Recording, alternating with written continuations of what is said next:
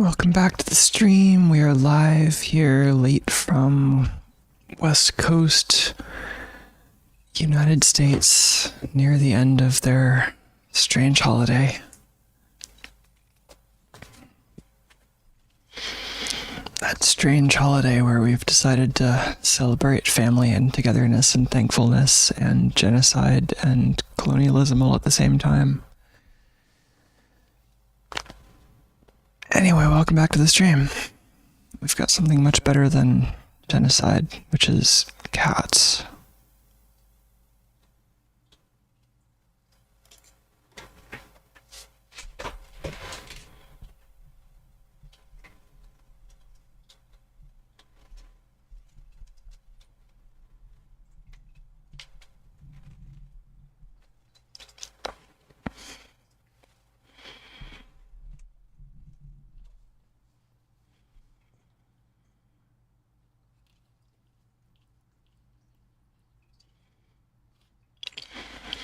Yeah, this will be a pretty chill, late stream. Probably not super long, but we still have this 486 running Linux. It's actually just been running continuously for the last couple of streams, so it seems reasonably stable at least. I can SSH into it.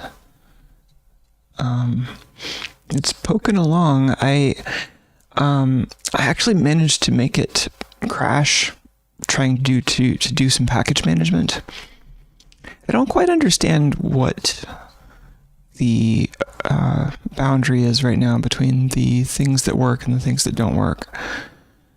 Because I did the setup Alpine procedure, which installs a couple of packages for things like locales and I think it installed like an NTP daemon and an SSH daemon. So it did install some APK packages in setup Alpine, apparently successfully. Oh, you okay, Tuke? But yeah, here I go just trying to do apk add sudo or apk add psmisc or something, not even like big packages really. I think Tuco just ate a big meal, so maybe he's got a little bit of a full stomach right now. Yeah, I'll try to do one of these small package adds, and it seems to be trying to update the index, and it just never actually finishes. It takes a very long time, and then it eventually ends and says killed, as if it was killed by a signal. I have not noticed any messages in dmessage yet, but dmessage is very noisy right now, so I'm going to have to take a slightly closer look, which is one of the things we can do in this stream.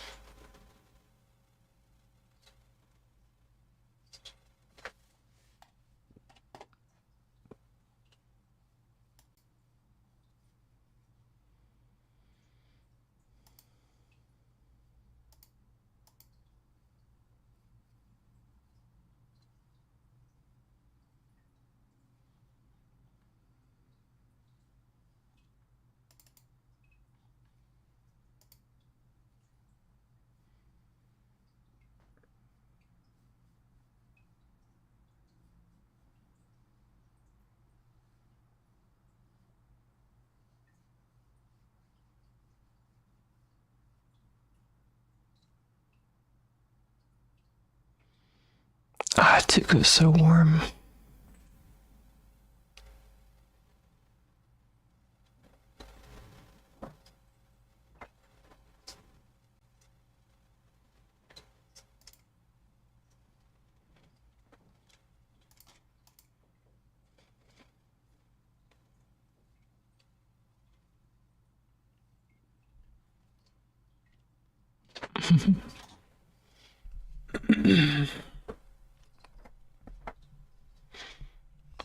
Tuco, you aren't going to be trying to bite Velcro ties out there, are you?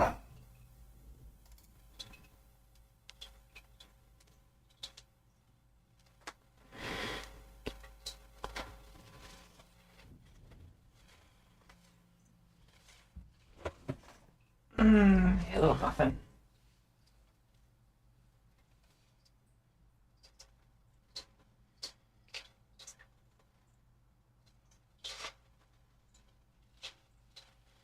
Honey, you're gonna rub your face in those wires, aren't you?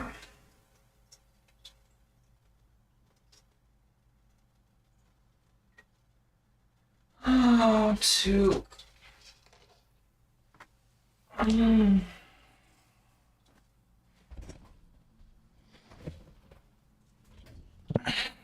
just want to spend time with this boy.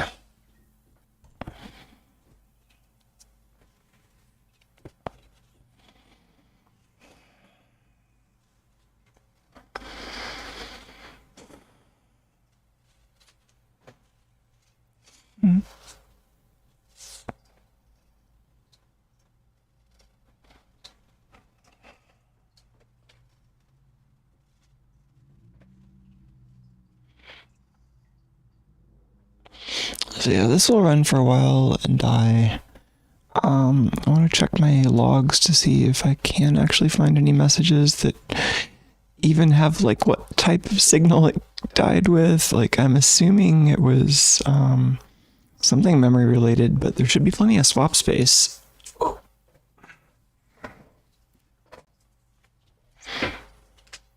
Oh, don't scratch at the screen, Tuco. Why are you into that now? Gosh, that's rude. Is Tuco trying to tell me my screen is old and decrepit? It works fine, Tuco.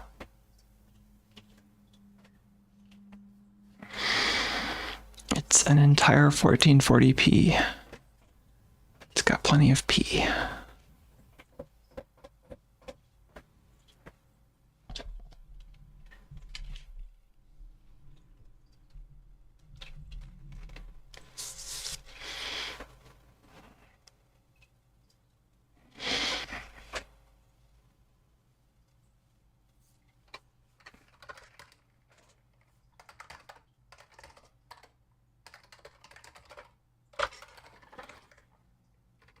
Ooh, did I not lock that?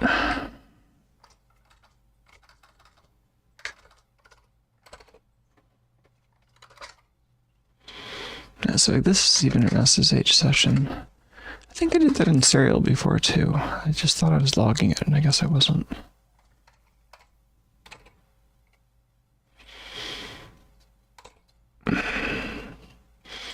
This SSH session might be dead.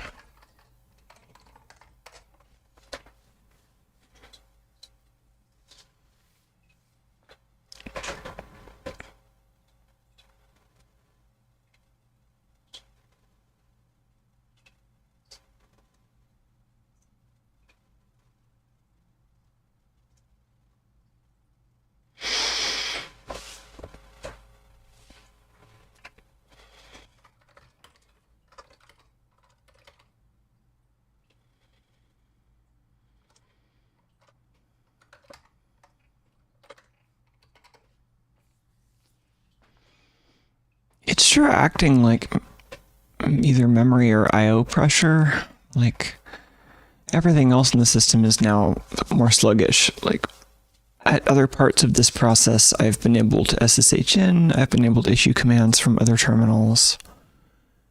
But right now, it's not having that.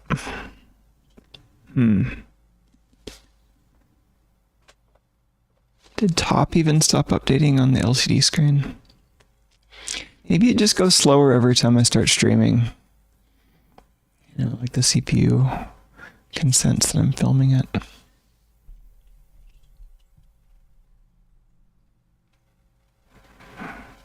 And I think I'm just more impatient when I'm trying to stream. Oh yeah, Tuco, why are you scratching at the screen, buddy? Or the speaker? Gosh, both of those are bad. What do you want? Jeez. Oh, honey, don't go up there. You really want to go up there, huh? Don't go back there. Please.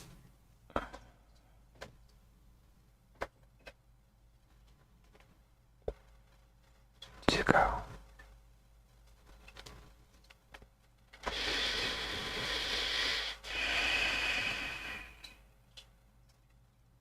This boy is like the camera operator. Right behind the camera.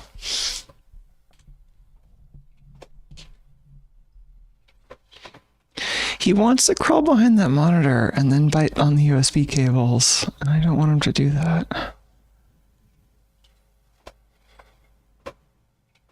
Tuco, let me get you more food that is not wires. Hey, will you eat this if I hold it in front of you?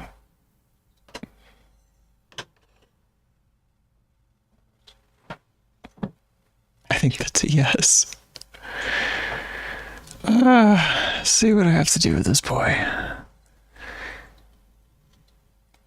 I've done this with entire bowls of food. Like, he won't be interested in it, and then I'll just like hold it in front of him and he'll eat the entire bowl of food as long as I'm paying attention to him for the entire process. This is cute, but also very tedious.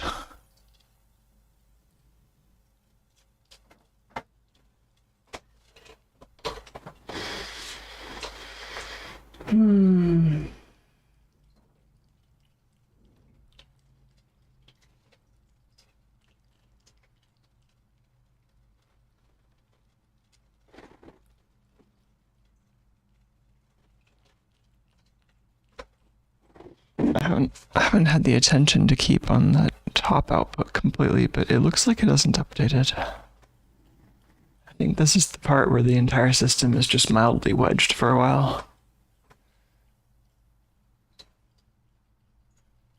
Can we get a better view of this cat in that case?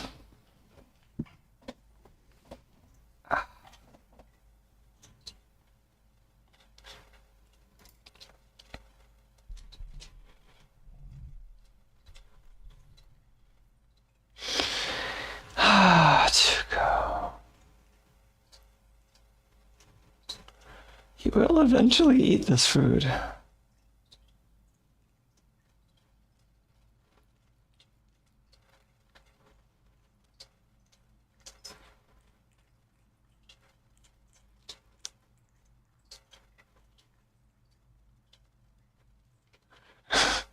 This food is not nearly as photogenic as my cat. God, cat food is so gross. Tuco. I'm sorry I took the food away.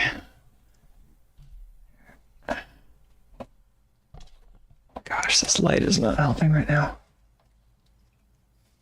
I don't think I can reach the switch.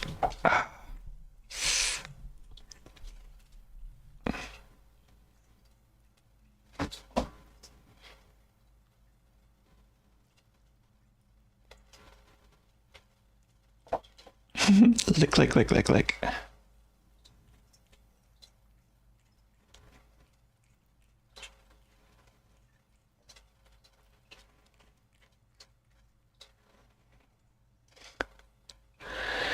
Have you actually managed to bite into any of these yet? Or have you just been licking the broth?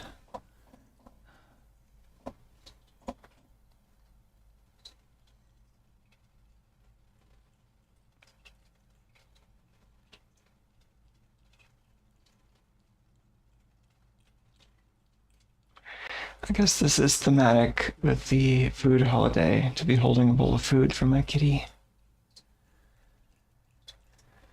Oh, little guy. And Tuco's food is actually meat. I had some very delicious non-meat food.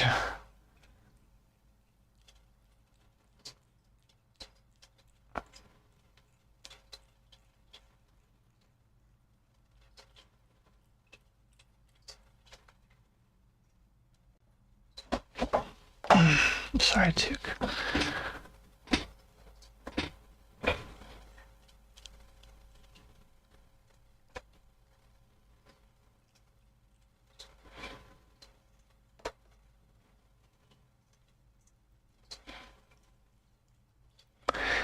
I think this is one of those situations where I barely notice him actually eating the food, but he does actually finish it off, or at least mostly.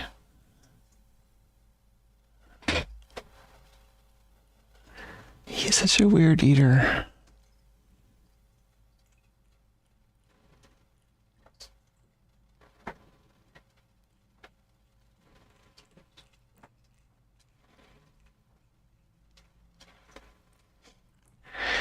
Zuko is certainly winning with my attention. He's got me holding his bowl of food in a very particular position while also holding my head just in the right position to be next to the microphone. And just otherwise trying not to fall over. Thanks, Zuko.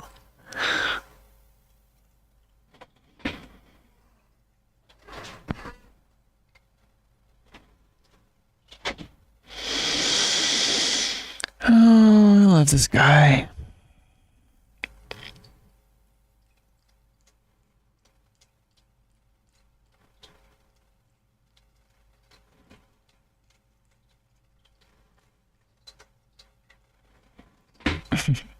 Is that mic getting any juicy cat eating noises? Hey, Zuko, can I switch hands again?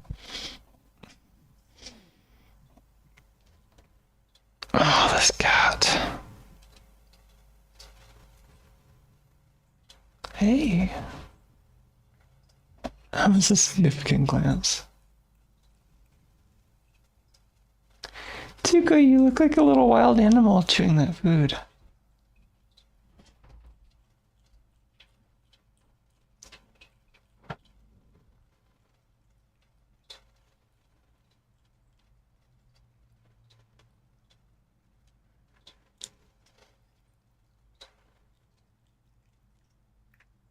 Oh yeah, oh don't put that over there. Oh my gosh, Zuko, just keep that over the bowl.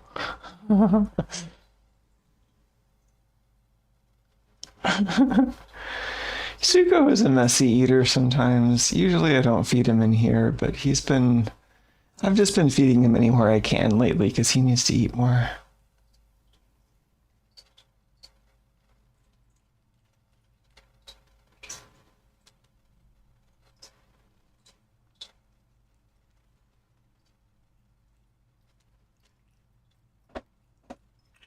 Yeah, bite that.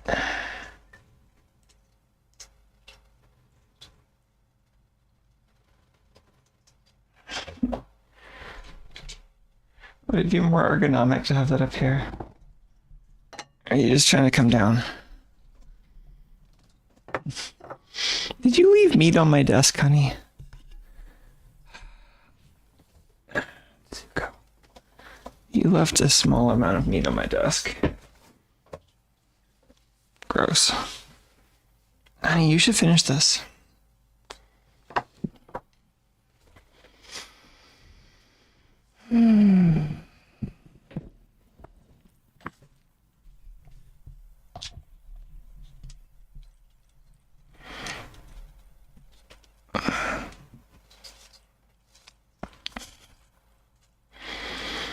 I gotta find the right balance of how much to fuss with him and his food, right? Because if I don't pay him any attention, he'll get bored of eating. But if I fuss with it too much, then he doesn't, think it's safe to eat, or he gets annoyed or whatever. Zuko, you want more liquid? I can have more water. Maybe he's distracted. He'll probably finish this later.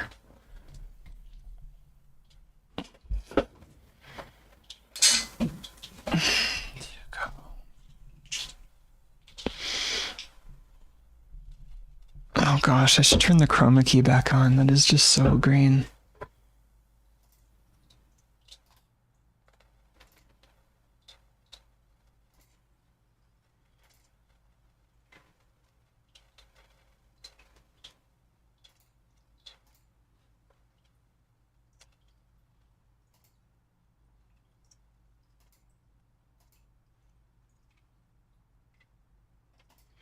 Had to use that as a fresh opportunity to calibrate the green color, though.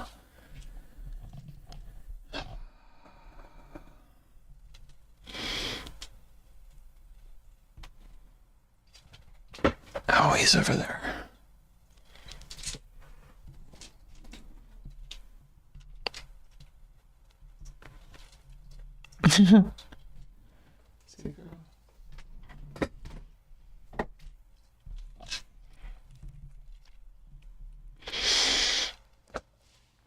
And scratching the fish. Alright, Suko, can we do some debugging?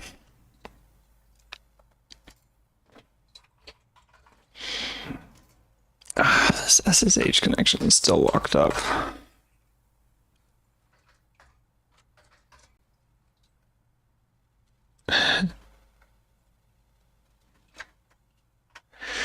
There's an old warning here from, gosh, what was this? From FSCK. Warning, the file system is mounted. If you continue, you will cause severe file system damage. And of course, I didn't actually mean for it to be mounted, so I Control-C and unmount it. But it reminds me of severe tire damage.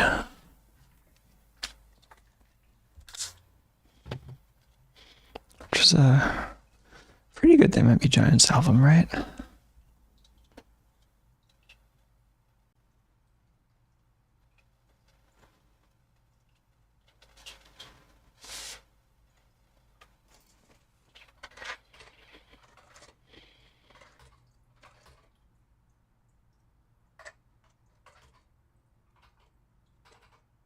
Yeah, well, I was trying to line up something to put on the screen here in addition to just Tuco, but all the terminals on the 486 are frozen right now.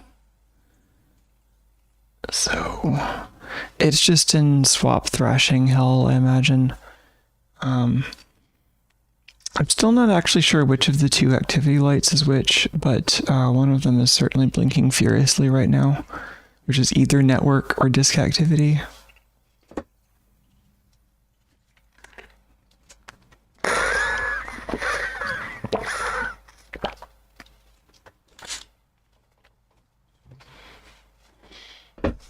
For some context, if you haven't seen this system we're working on, let me point the camera at the hardware for a minute.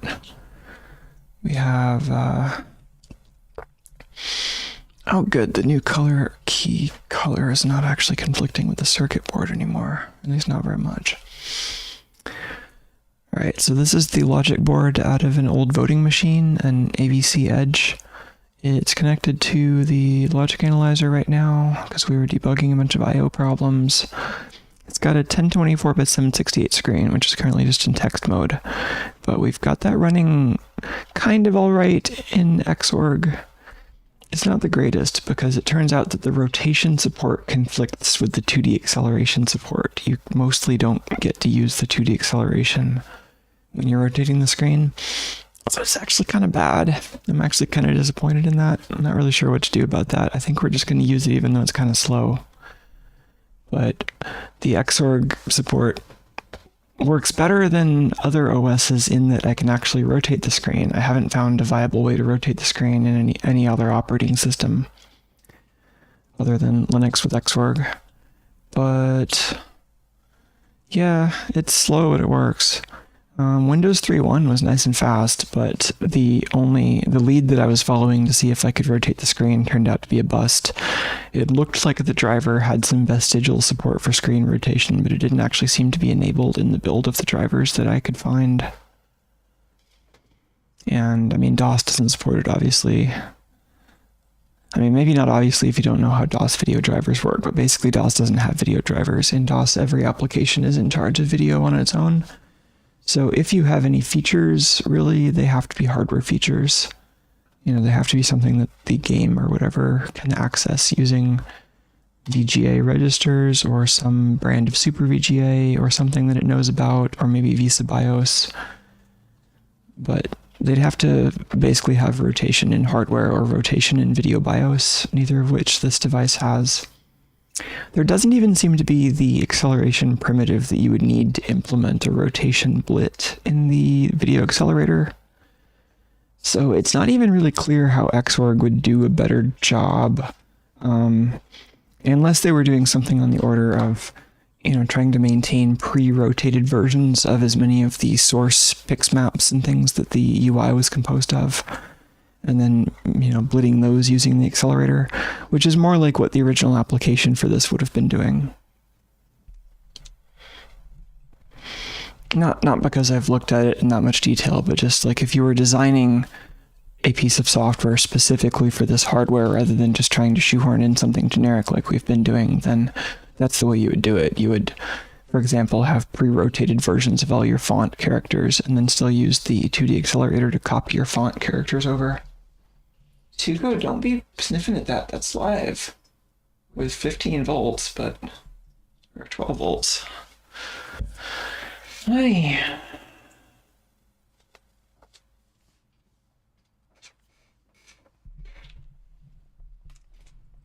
Oh, what are you doing there?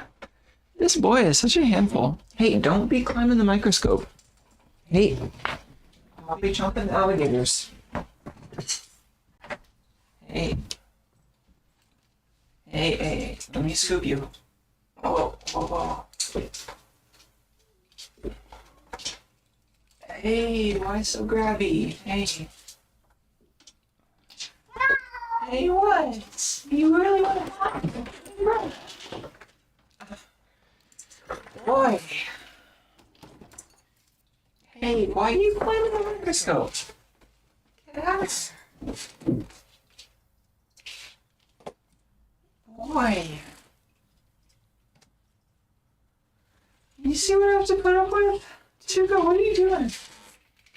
Hey.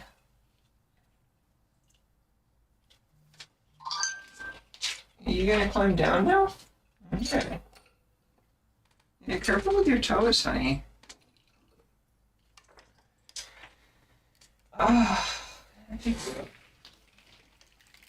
Don't grab.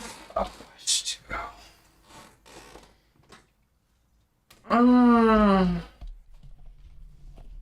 Wow, this cat. That's a strange view, right?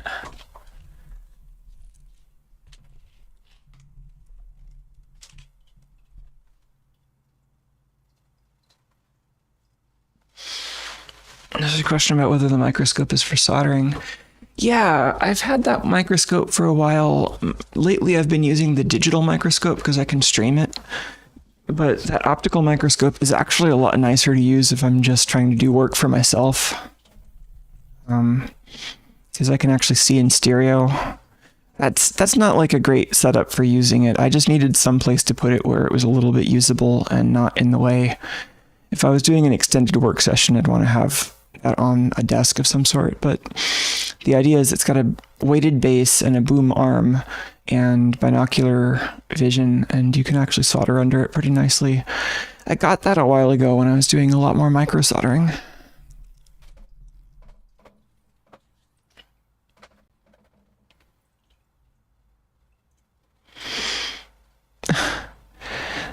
There's a comment that I use glasses, so I can't use microscopes anymore. Haven't you seen people like in labs using microscopes wearing glasses? It's totally doable. You just have to, you can adjust the lenses, right?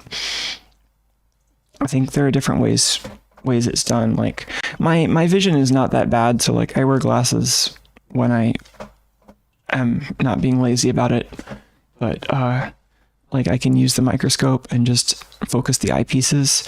I think some people would, like, I don't know, there's probably a lot of different ways to do it. I think some people would use their glasses with the lenses, and some people would adjust the eyepieces or use different eyepieces.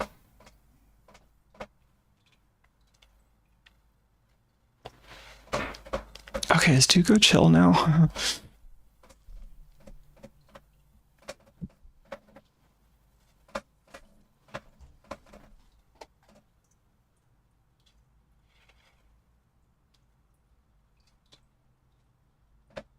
Someone says I could make a hardware solution to this. I forget what this was because that was a while ago.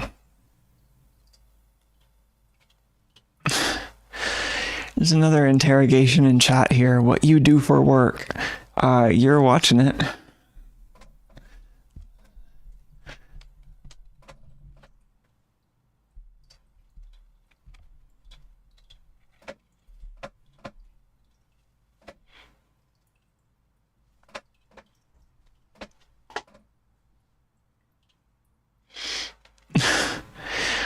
The same person in chat is demanding that I play with the cat. I'm not going to complain, actually. Like, normally I don't like it when folks boss me around, but considering that the computer is being super slow right now and I'm always into playing with the cat, then I might just oblige.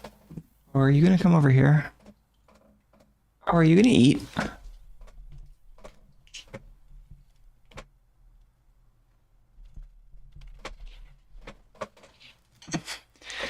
Good, the cat toy is still transparent.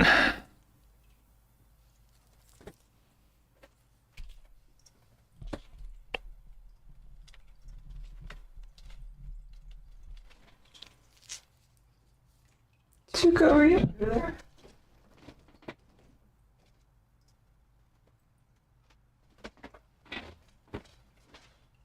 Hey, what are you doing? You looking for something, Chew?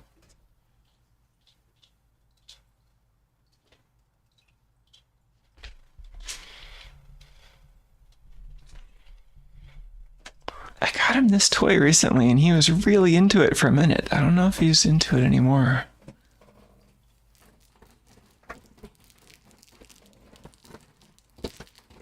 It makes a crinkly noise that he sometimes likes. Tuco, do you care about this? Yes? What about this one?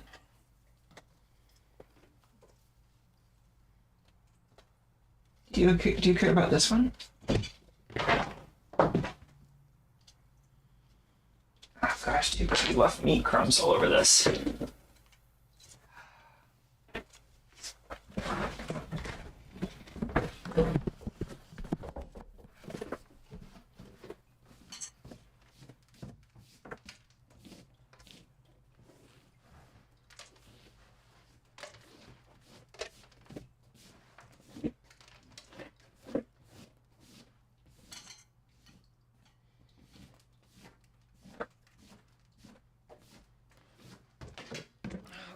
Too.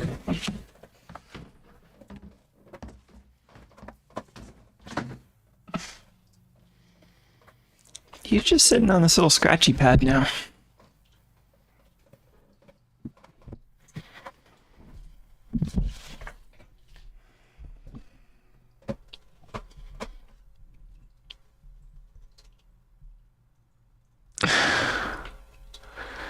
Another question in chat, why you stopped uploading to YouTube? I am uploading to YouTube right as we speak.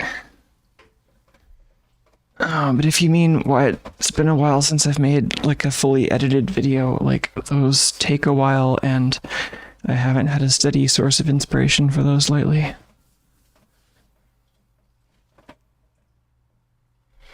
But yeah, like it is something I'm nominally working toward. I'm just also like pretty deep in burnout and not quite sure what direction I should be taking that project in.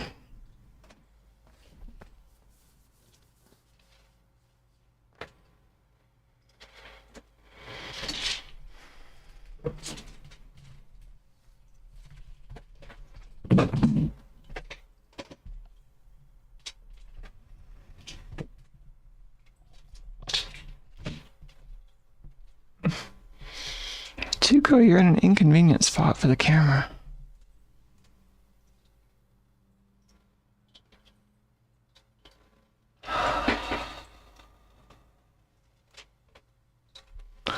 Yeah, everybody wants me to recreate Tuco Flare.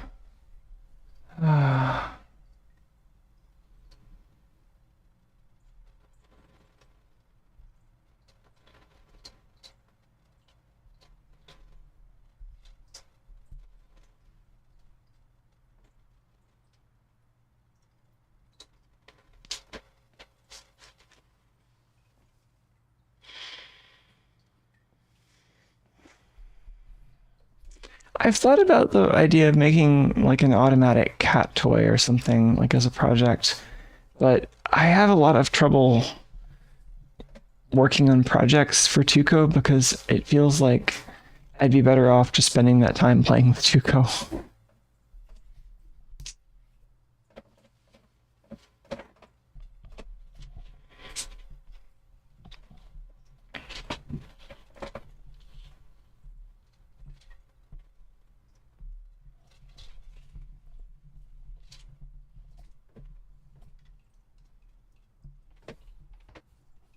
You want to go to?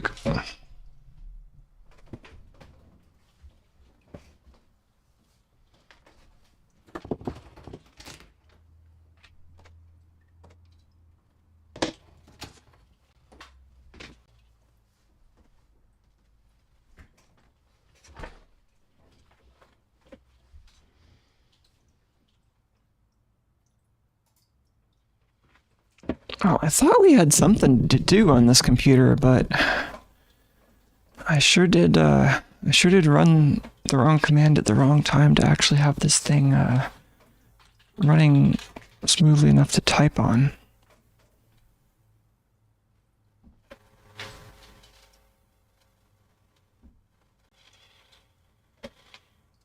Yeah, now I'm getting a bunch of suggestions in chat for things that I should build. Cat-related robots of various kinds. Yeah, I mean, like, there's a bunch of technical things that I could throw at the problem, right? But, like, the fundamental issue is that it's like a solution looking for a problem. You know, if Tuco wants attention, I actually mostly just want to hang out with Tuco. Like, I don't really want to build a machine to take my place in that action.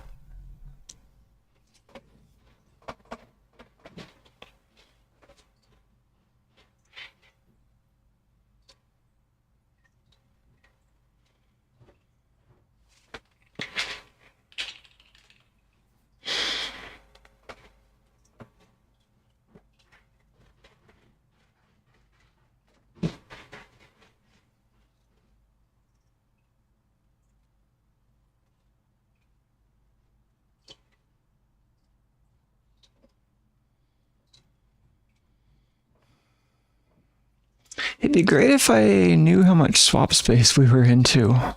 That's actually what I was trying to install here. PSMISC includes, among other things, a slightly more verbose version of top.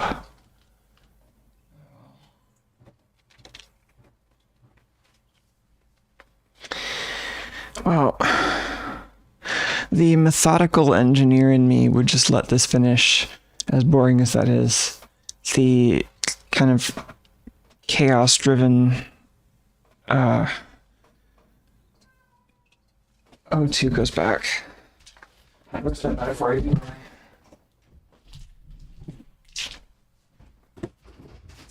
Hey, Tuco. Hey, you back? You just wanted to go to the bathroom? Oh, sweet. Hey, sweet, sweet, sweet. Okay.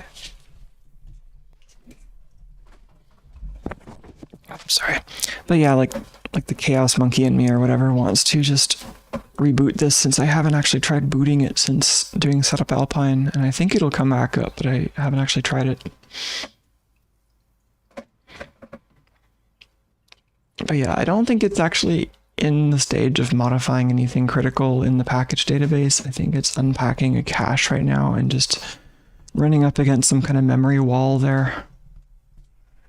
I don't even know if I'm going to keep this file system, because one strategy for dealing with this is just to add these packages to my list of things to build into the file system and then build a new file system, which, like, I've already added them to the list. We could just build a new file system now. Maybe that's the place to take this. Tuco, don't stand on that. Don't even go over there. Honey, please. Stop. Please, don't stand on the screen. Don't. Hey. Oh, no, don't put your claws on the inverters. Gosh, honey.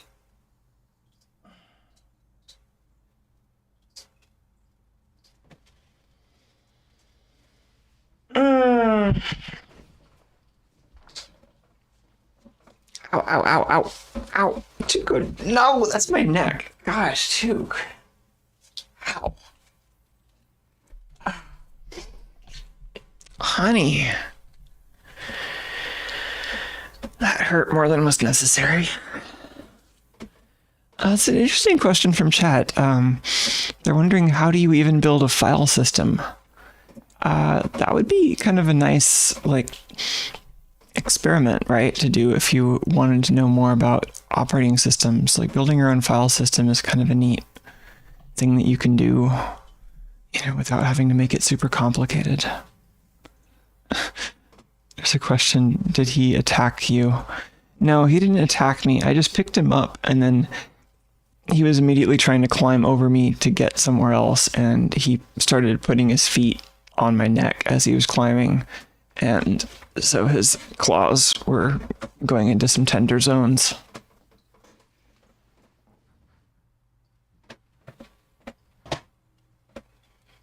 Love hurts, yeah, basically.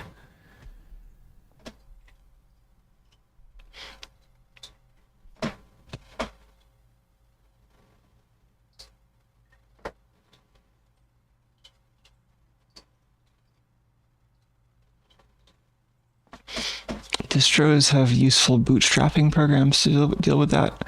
Oh, I think maybe we're talking about a couple different things. So there's building a file system in the sense of like putting all the different pieces together necessary to have a Linux distribution. And then there's building a file system in the sense of like designing the program that figures out how to organize data on your disk. And I was assuming we were talking about the latter, but those are both maybe interesting topics.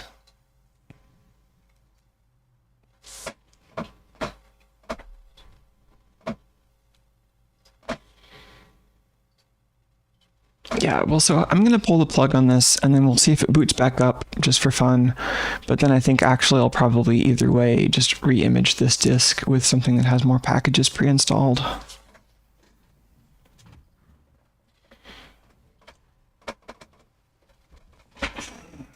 Power off.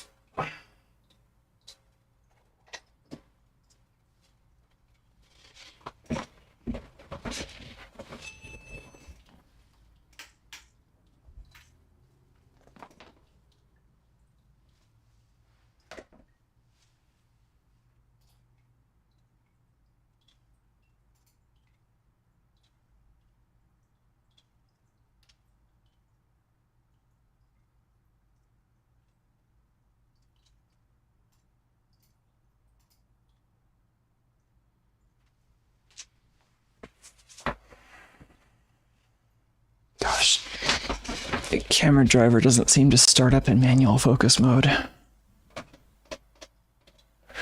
Okay, so I think this was having a problem where, oh, there might be a different problem.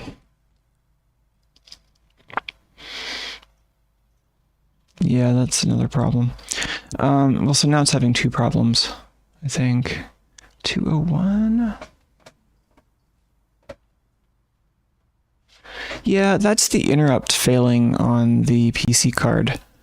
So there's some intermittent issue that I don't understand yet where sometimes the interrupts on the cards work and sometimes they don't. And so sometimes I'll have interrupts from just one card. Sometimes it seems like rarely they both work. Often it's one or the other. And so now it looks like maybe it's hard to tell if the network card is working, but the network card seems to cope all right without interrupts. It's just slow and spews a lot of warnings into dmessage. But if the ATA is actually missing IRQs, then it'll just hang here and then the device does not actually enumerate.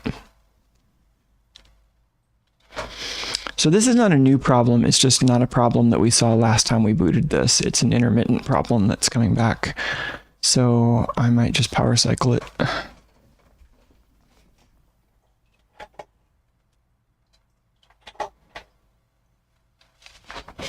If this comes back with the ATA device, then it'll still maybe fail because it'll try to mount the file system too early.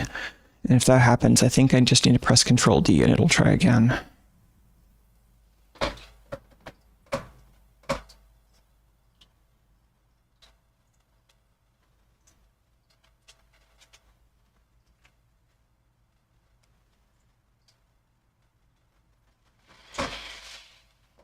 Oh yeah, no, if you're asking about like why aren't you just like pre-populating the disk image? I mean, I am.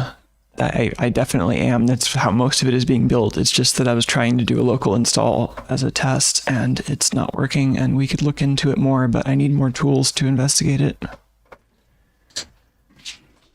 So I want to at least have like strace and ltrace and some like nicer PS tools. Okay, so this is having the same problem.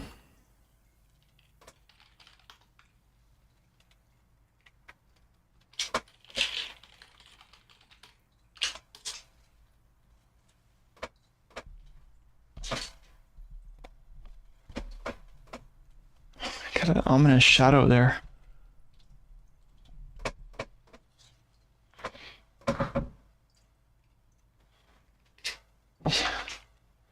So we have no interrupts on either of those necessarily. Okay. Yeah, I'm not quite sure how to approach debugging this interrupt issue. It'd be nice to know if just power cycling it a couple of times does intermittently bring it on or bring it off, or if it is related to something else, because I don't really know at this point. Tuco, don't be looking for stuff to chew. Come on. Tuco, you have food. Food is much better than wires.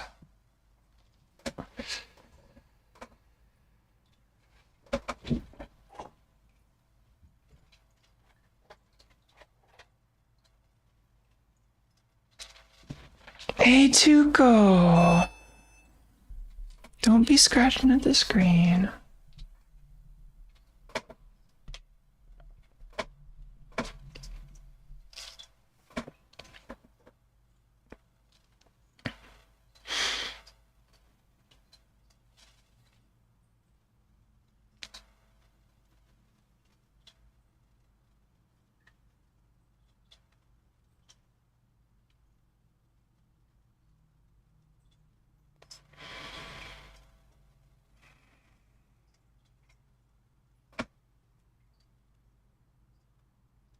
Okay. Nope. Huh.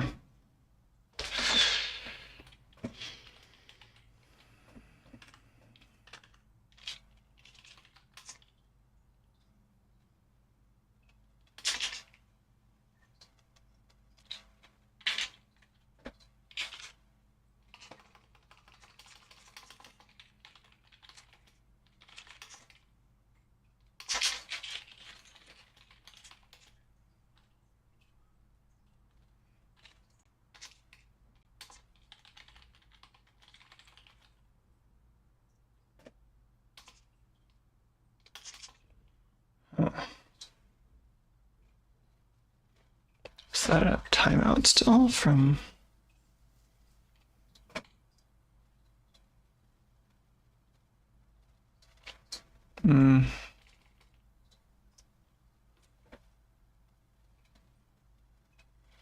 AT3...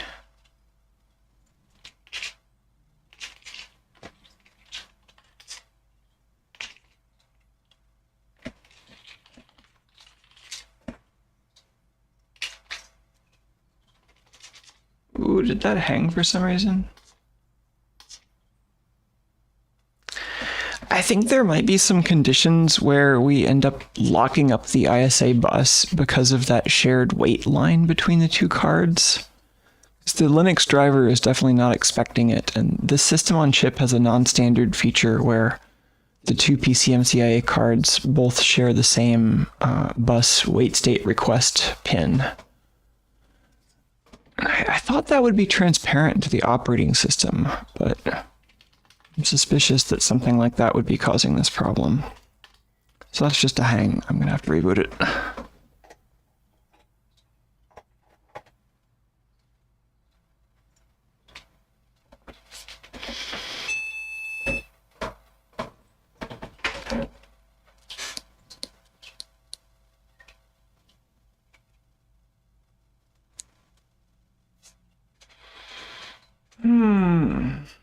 Is this any different if I press enter instead of letting it time out?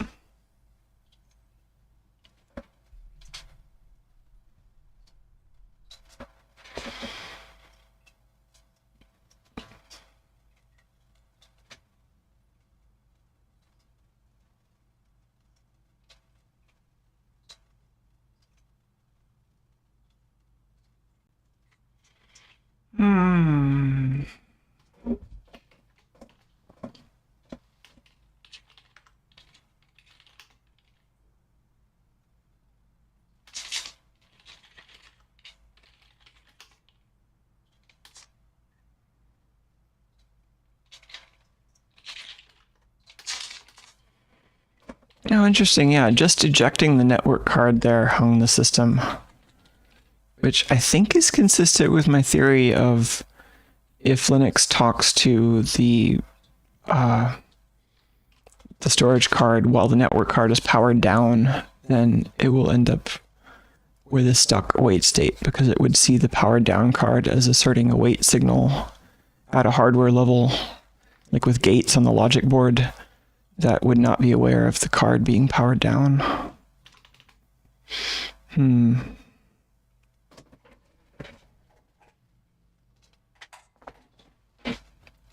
Yank. Well, this thing had like 3 days of uptime, and now I'm back to rebooting it every 10 seconds.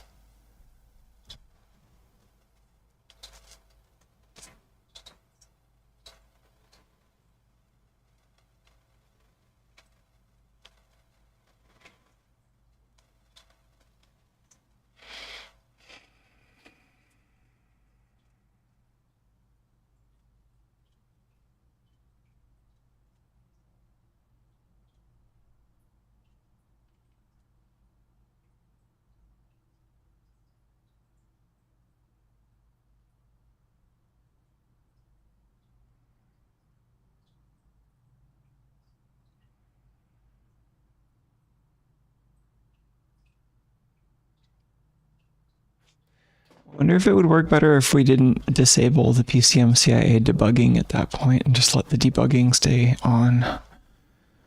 Right, like for a while we were in this state where it seemed like having the debug print Ks enabled made the PCMCIA actually start up reliably. So that's definitely suspect and needs a closer look.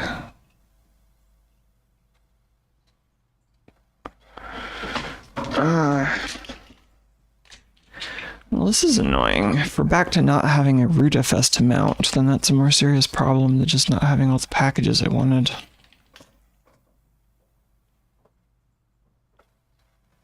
But do we actually have a network?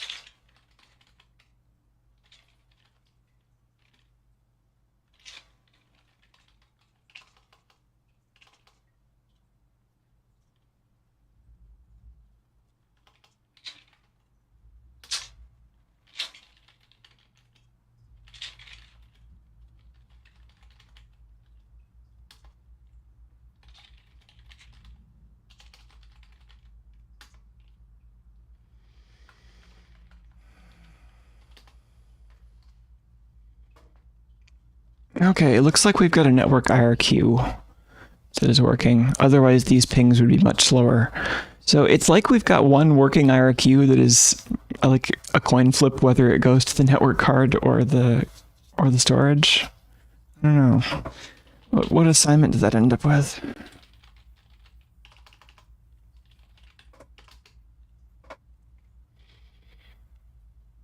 IRQ4. And then IRQ3 is the one that's not working now.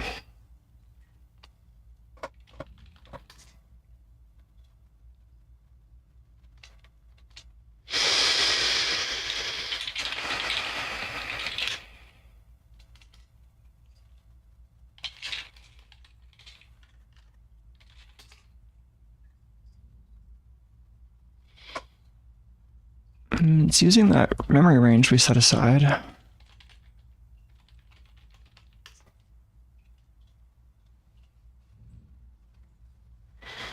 Hey, Fuzzboy.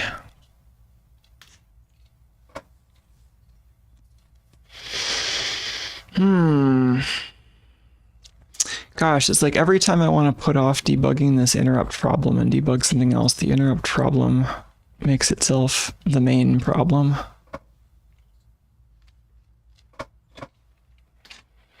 So yeah, I was hoping to do some more like kind of file system and daemon level stuff, like trying to make this machine a bit more usable.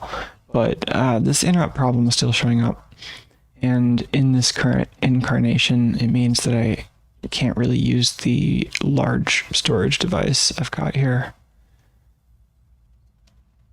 I'm booted into the initRD shell right now. So this is loaded off the SD card, but it was because Grub was using the kind of hacky PCMCIA access method that we established earlier.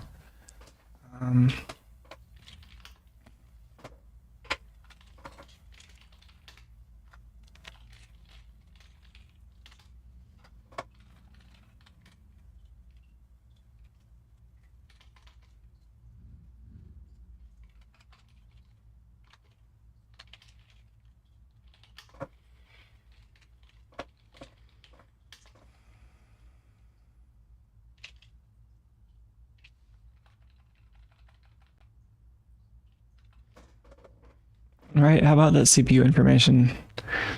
AMD Family 4 Model 10.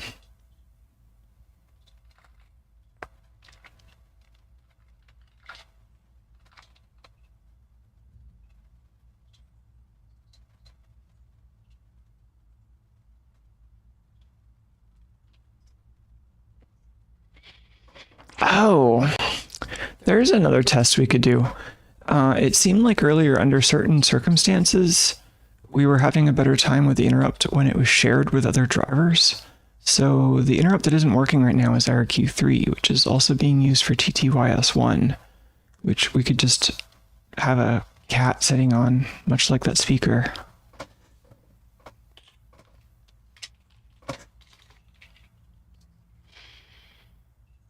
Oh, do I have a good way of reinitializing the card, though?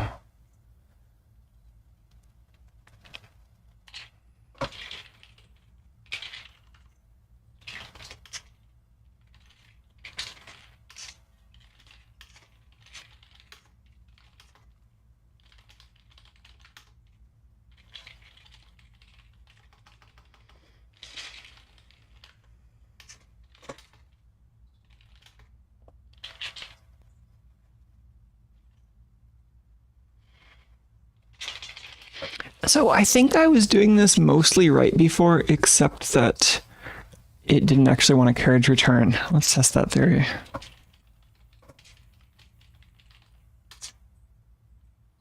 Oh. Is it actually fine now? Was that a different problem earlier? Okay. Huh. I guess we just unbound it.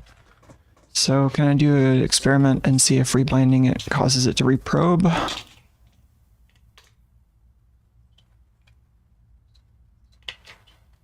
Does it probe? Yes. Cool. Okay, I don't know why this wasn't working before. I think this is the same format. Maybe I was only using 0 and not 0.0.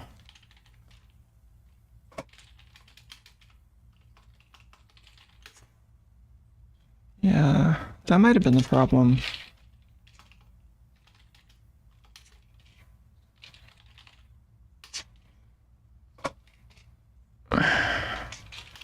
Every time I call unbind, it might actually just crash. That might be what just happened. Ooh, it might actually just be waiting on this identify to timeout.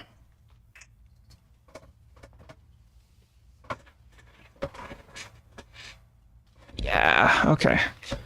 So we can run an experiment now where we try to bind this driver and it fails to get a working interrupt. Now let's try cat dev ttys1 in the background.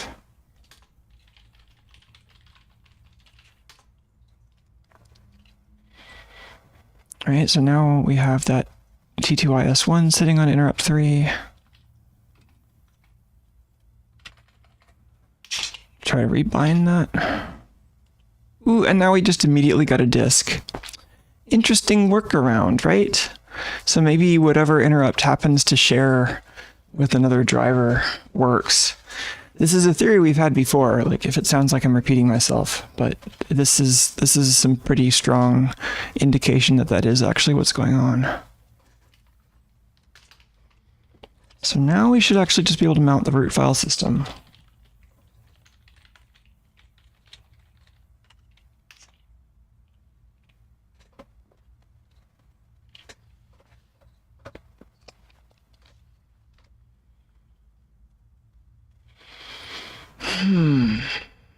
Does this mean we have working interrupts on both devices now?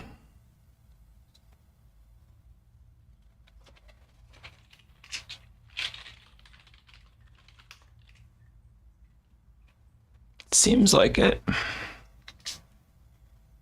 Gosh, that's a lot of interrupts in a short amount of time.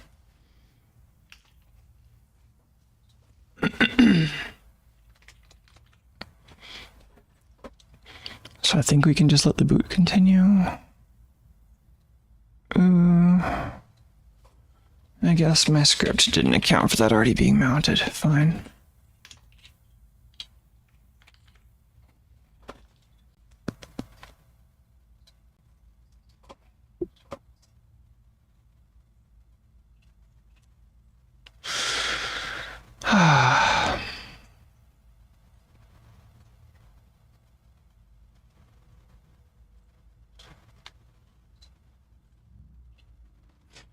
Linux 5.15.2 on i486.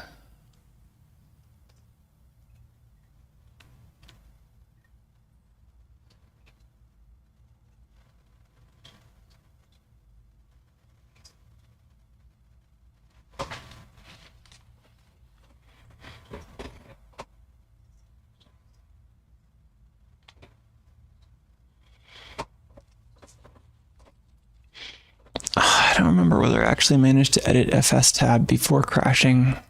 I don't think I did. I think this is still going to be missing some stuff in FS tab. Maybe I did.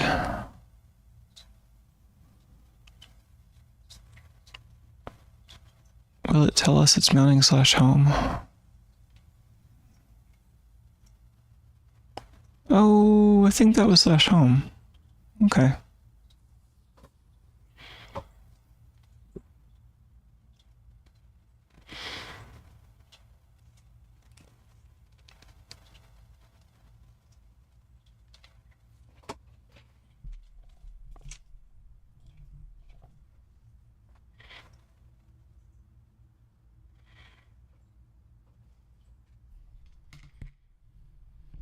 How about that badly lit Tuco?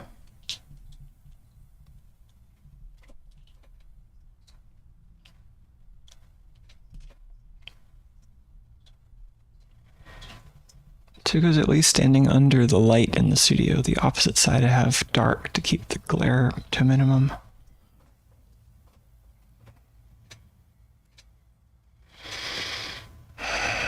Oh yeah, I still don't know if this hot plug file is actually necessary. ACPID sure isn't.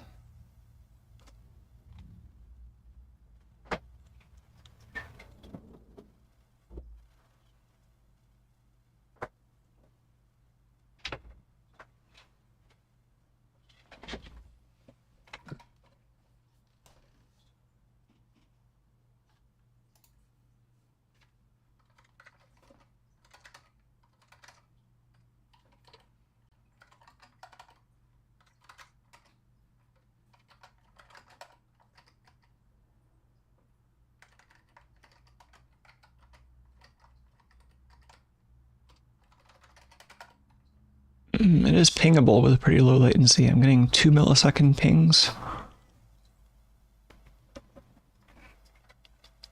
Most of the time. Sometimes they're a lot longer.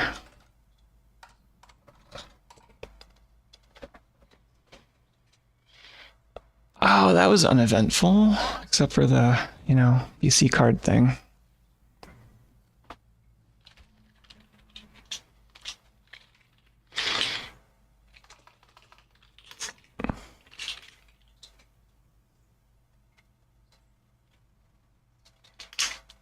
This feels pretty fast so far.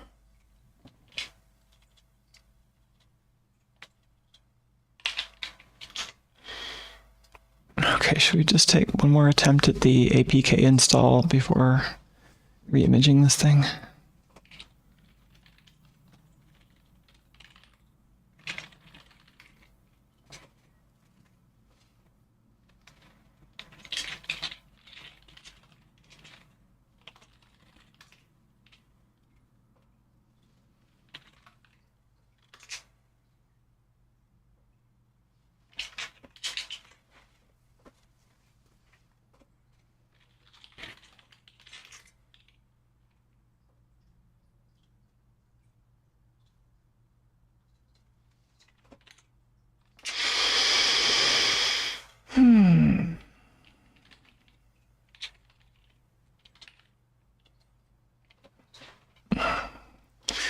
I remember exactly what this package is called.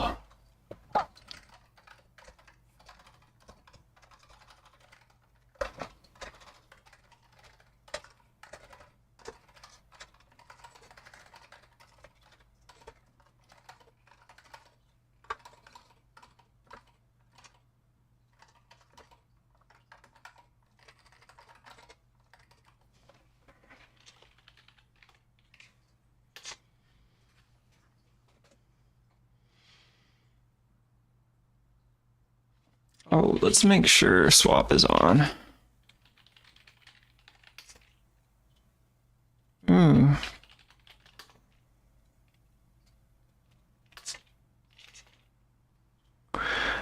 I wonder if swap wasn't on last time.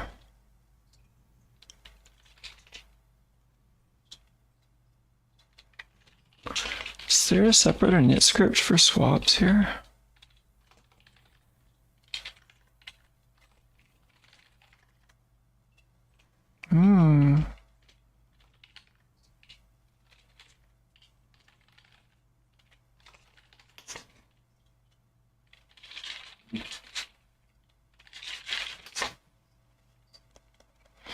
I guess swap isn't on by default. I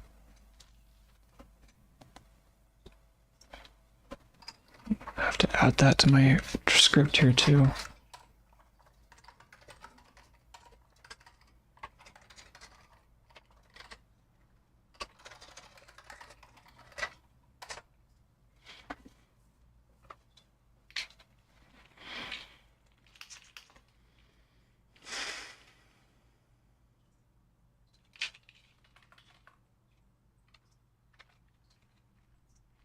I sure thought I enabled swap manually last time, but it wasn't in the automatic startup at least.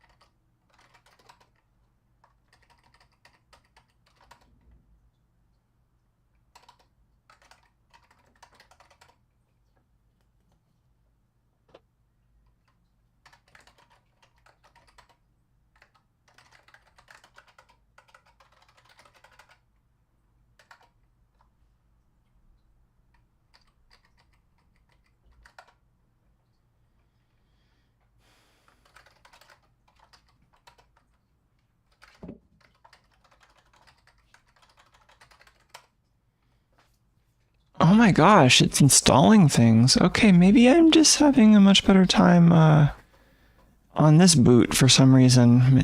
You know, either I didn't have swap on like I thought I did last time, or something else was running in the background after the startup Alpine that was causing the system to not be this speedy.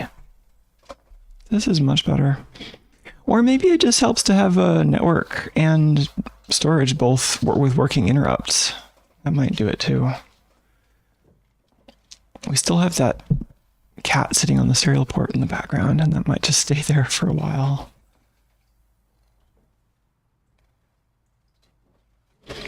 Okay, can I add something else like sudo?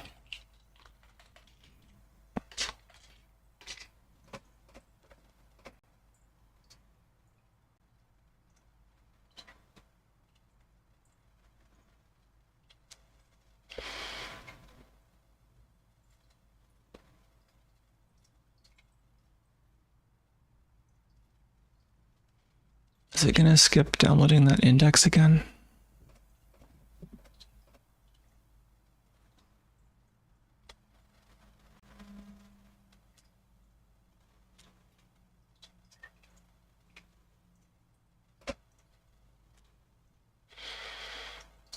I was looking for an option in APK over here to make it more verbose, but didn't actually find it in time.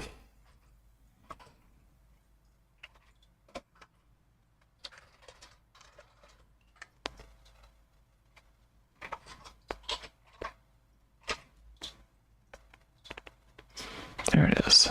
Just lowercase v.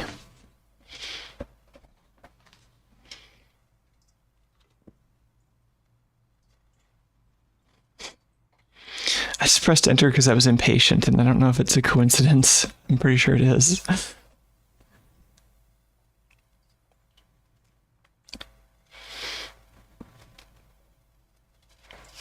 don't think the keyboard interrupt is going to share with anything we care about.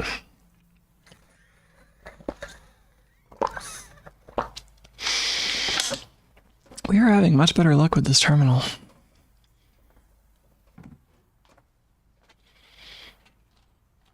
So one other difference is I'm doing this from the physical terminal instead of over serial or SSH, both of which I've tried previously. Could be coincidence still. I'm guessing the main difference here is that we rebooted and the interrupts are clean.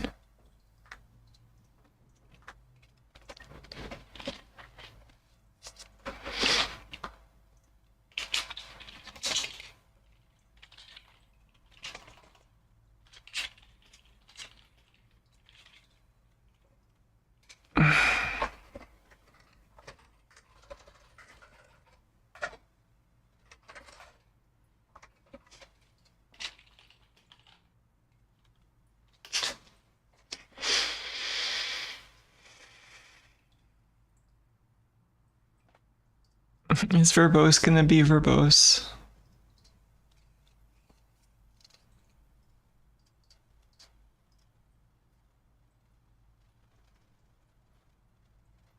Not as talkative as I was hoping it would be.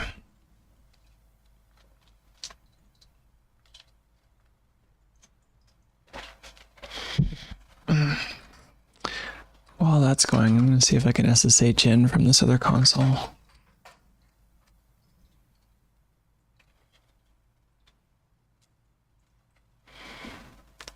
There's a request for context about what this machine is, I think. What's the target?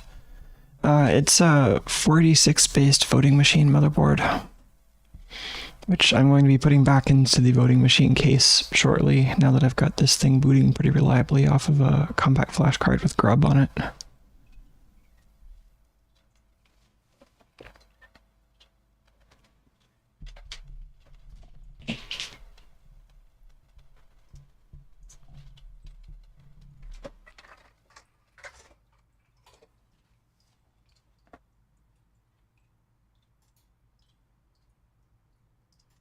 Oh, why is it red? That's disturbing.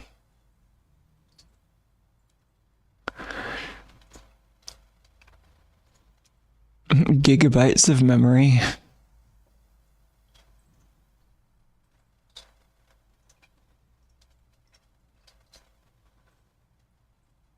I have 0.1 gigabytes of swap used.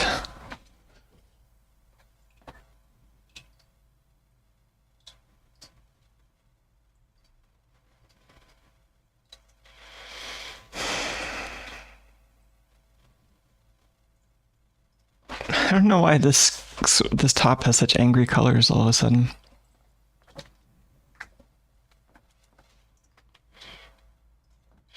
At least it's got nicer memory displays than the version included in BusyBox. And it shows our CPU 0 up there, just to be clear.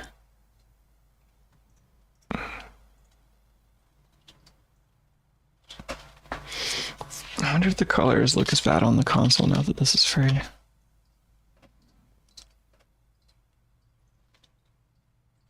Yeah. Basically the same. Okay. That's a weird default.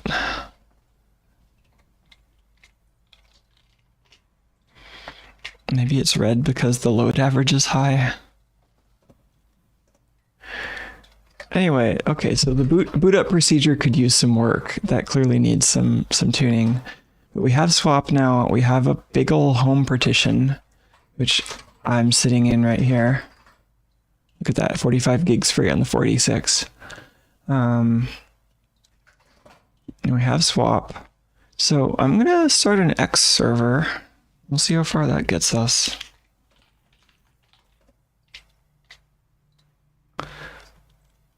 Do I want to do this as a normal user, maybe? Nah. Let's just run this as root for now.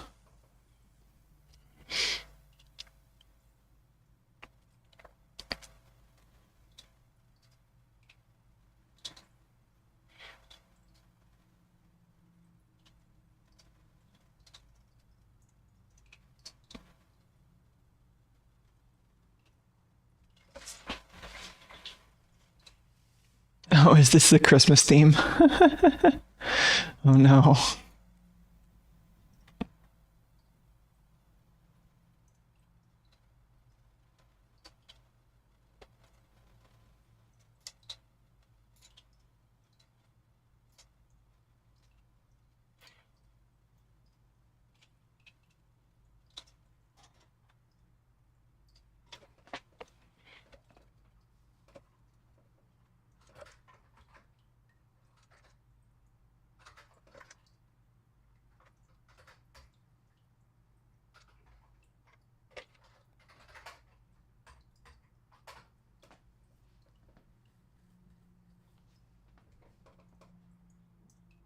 Just trying to split my terminal, but I'm not sure if top handled resizing gracefully there.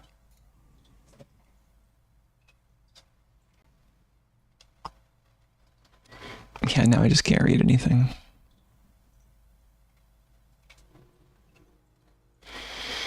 Gosh, right? It's clarifying that all those memory numbers are in megabytes instead of gigabytes.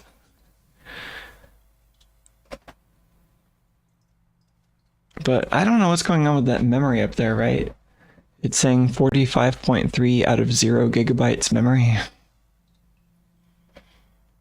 It's really not expecting to run on a system with 32 megs of memory. I wonder if I should file a bug.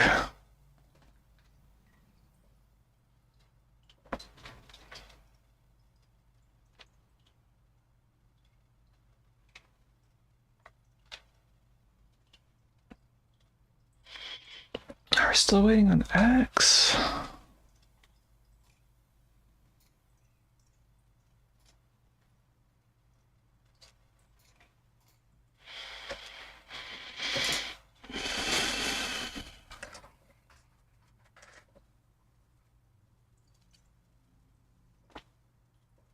Will this resize if I give it a minute? Oh, okay. Oh wow, we've got a window manager. There's just nothing on the screen yet.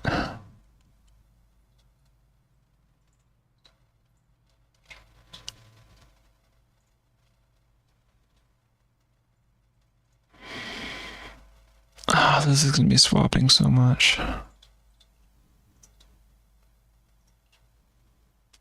Oh yeah, it looks like XFCE is loading.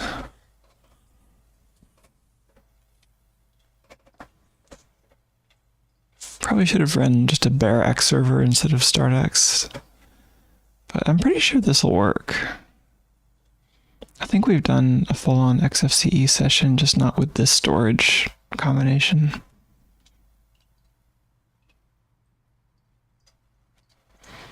There's a comment in chat that the last time they ran X on a 486, they had to write their own X config.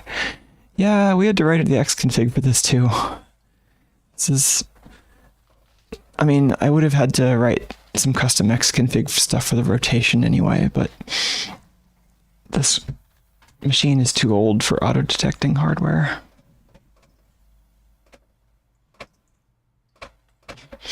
I got some vibrant activity light activity over there.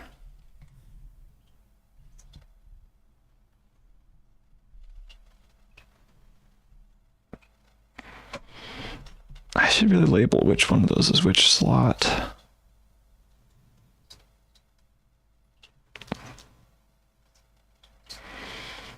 I mean, it would make sense if that was the disk, since I wouldn't be expecting it to do much network activity right now.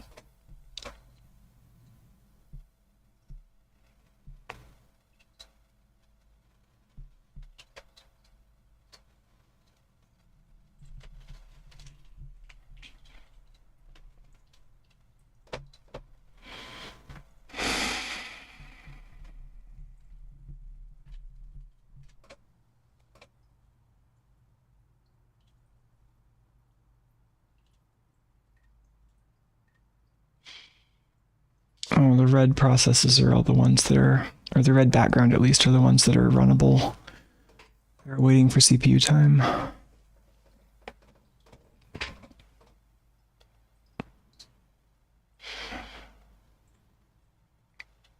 And we got some D-state processes that are waiting on I/O down there. So they're probably new programs that are still paging in. Xorg is also waiting on I/O.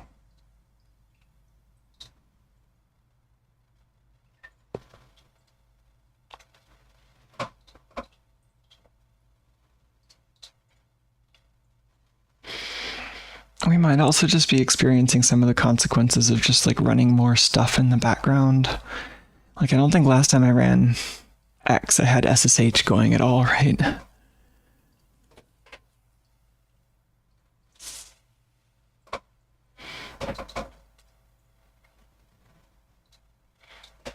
This is OpenSSH. It's not that heavy.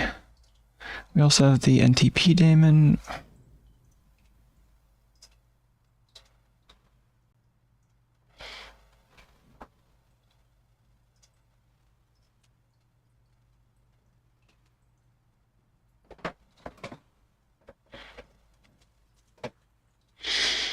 Oh man, my patience on this is wearing thin.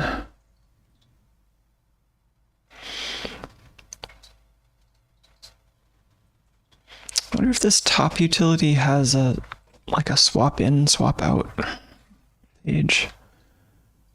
Gosh, that load average.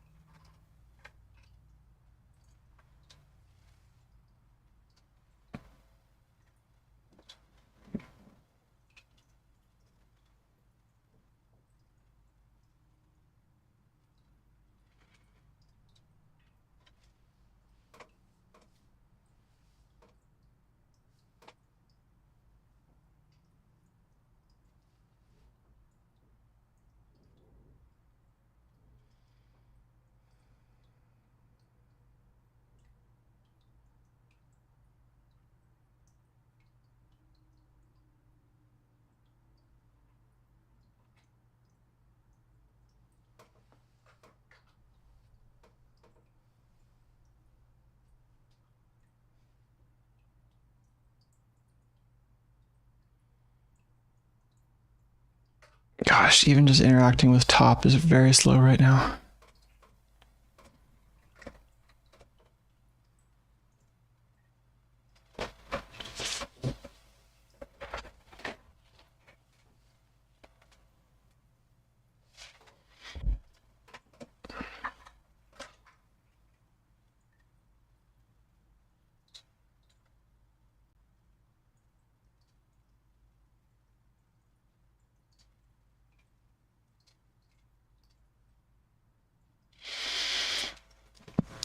Oh gosh, this is more complicated than I want to deal with right now.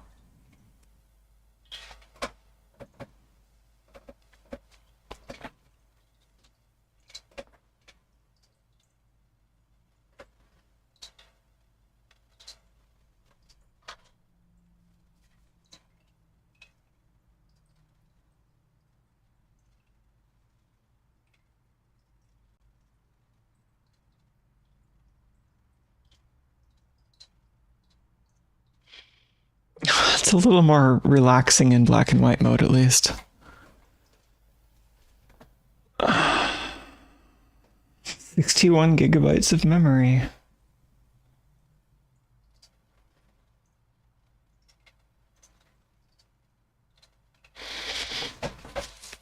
This is probably just kind of the worst way to do it, because we just have a bunch of GUI apps that are all paging in at the same time in way too little memory.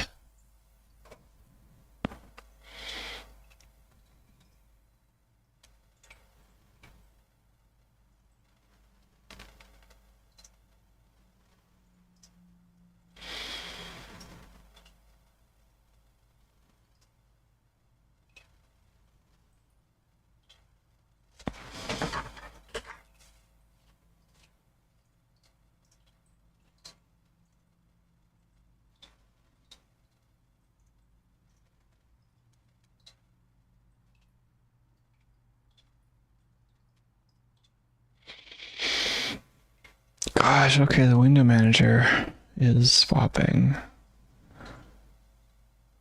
Settings daemon is swapping. The panel is swapping.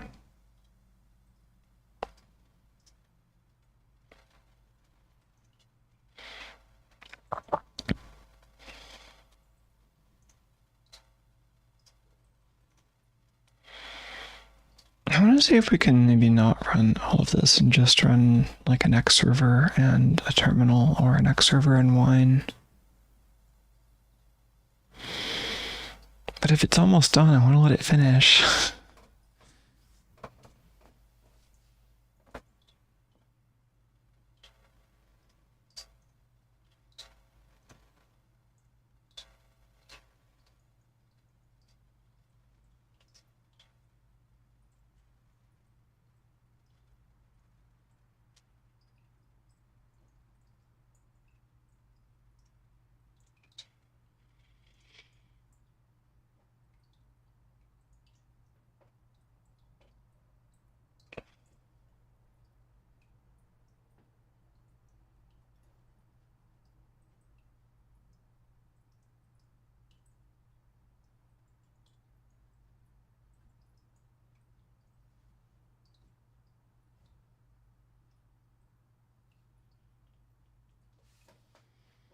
Ugh.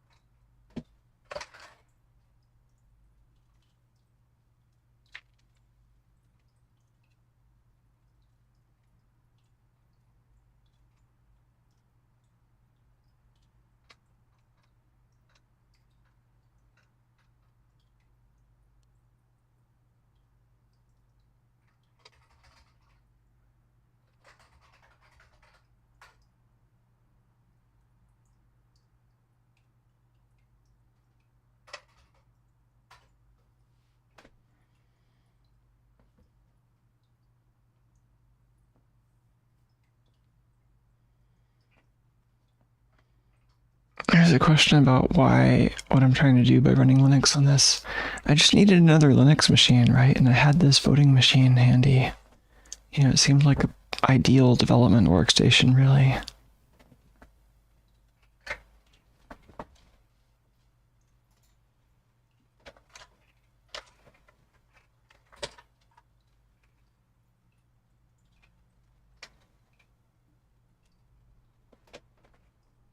Oh, does the X server even exit yet?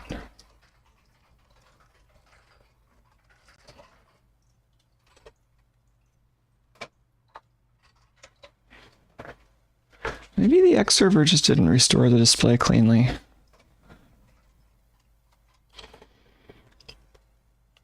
Okay, that's annoying. Maybe I'll start X from here.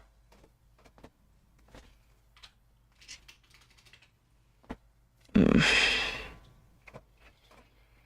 I gonna run tmux inside of tmux?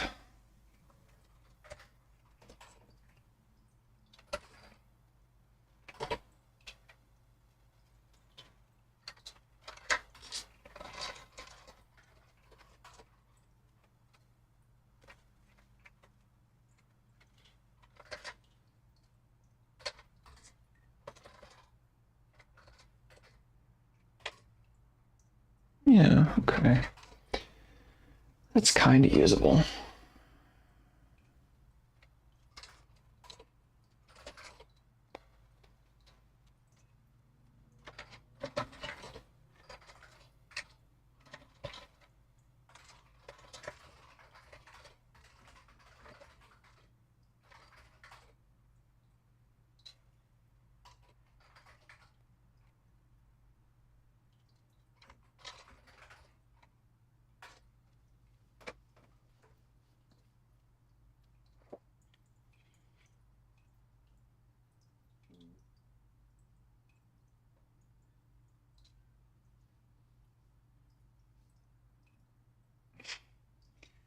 That funky LCD reset. We're gonna get a background.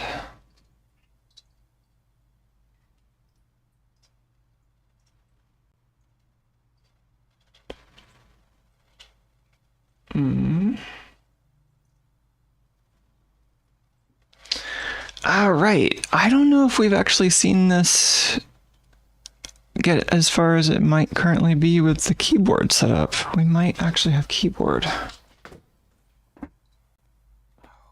Actually got an X cursor in the middle.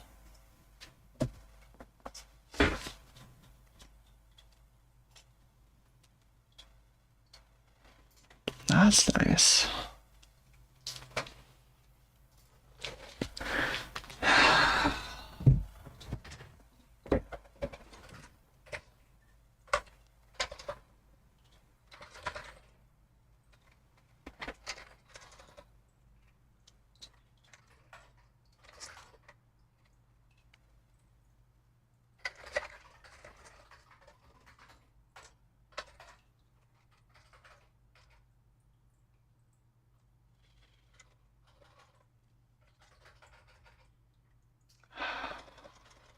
Window manager was I going to be using here?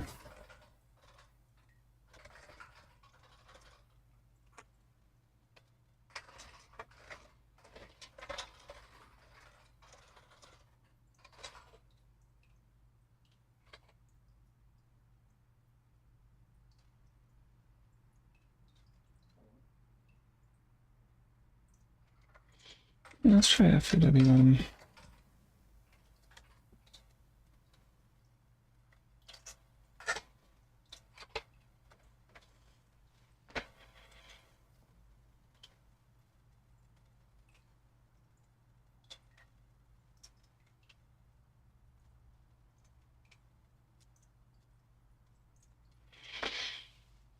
Missing a font, whatever.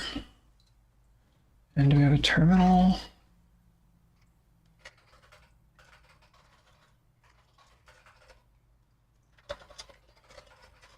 I think we just had xterm.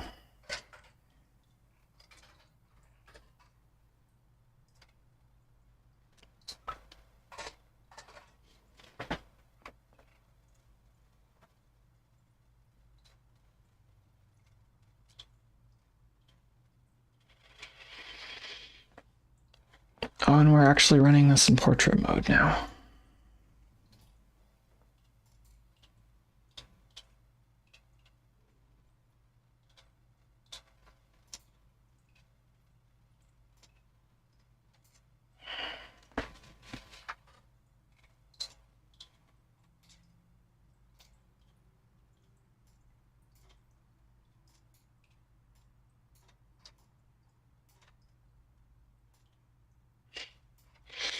I'm tired of working around the same bug in OBS.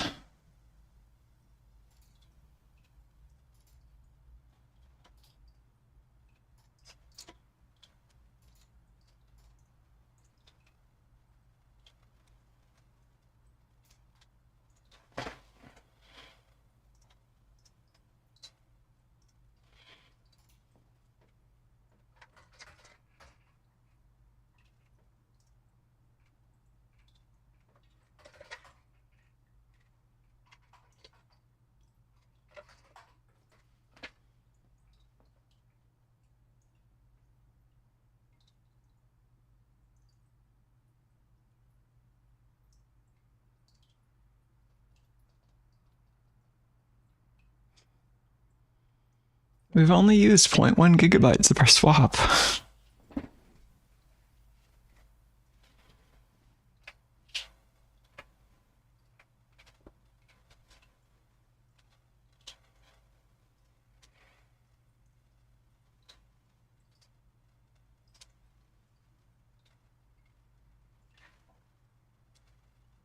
What is it doing right now?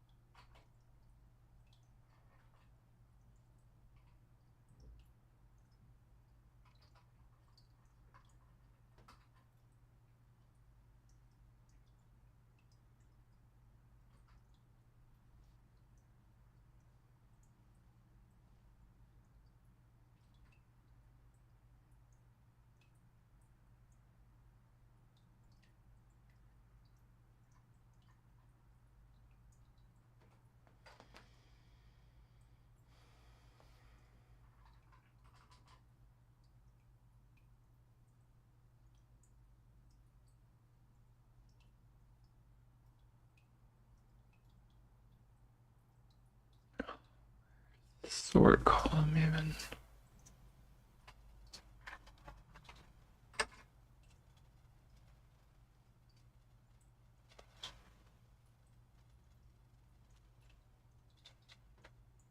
Oh, we finally got a terminal. Just have to download some more RAM on this machine.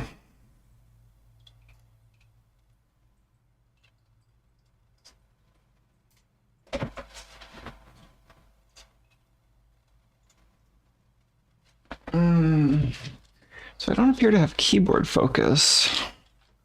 I don't know if I have keyboard at all. I have keyboard shortcuts.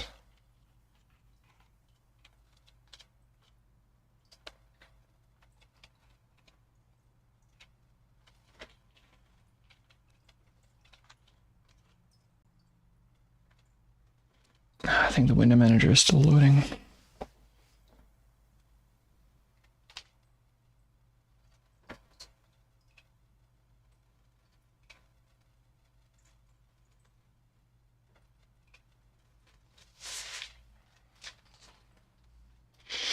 I think we're ready to run Micropolis locally.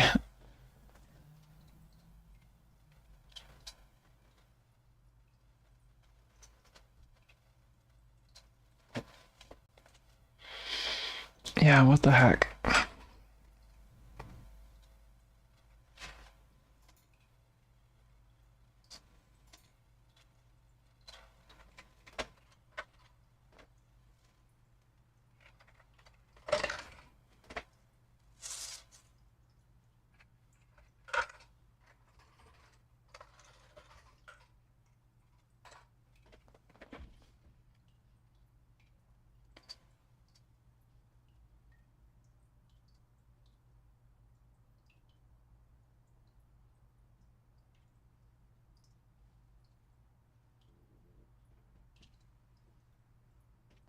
That blue thing was part of the window manager panel.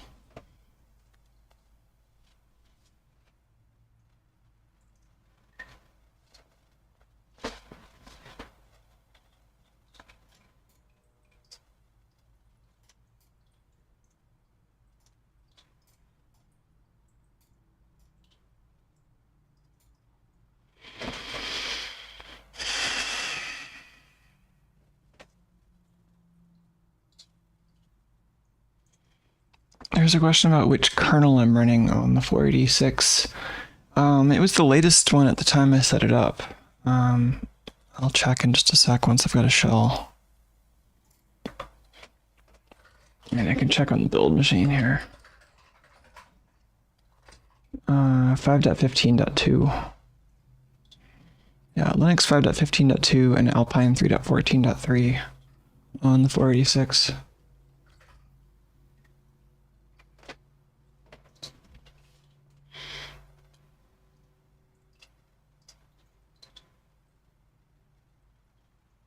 Hey, it's Micropolis.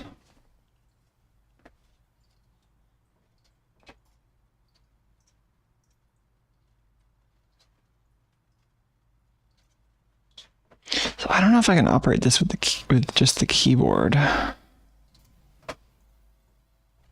Ooh, is that the screen going to sleep?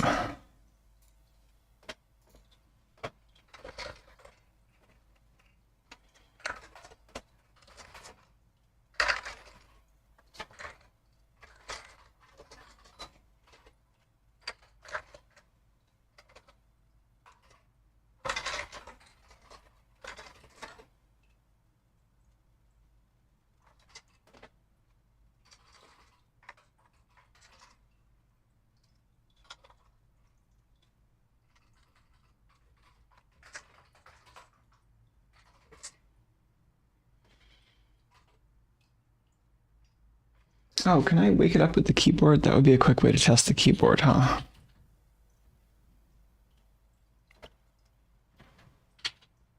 Doesn't seem to work.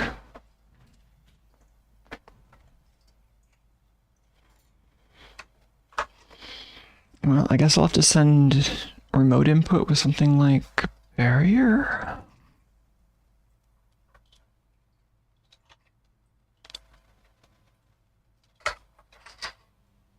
Oh, DPMS. Yes.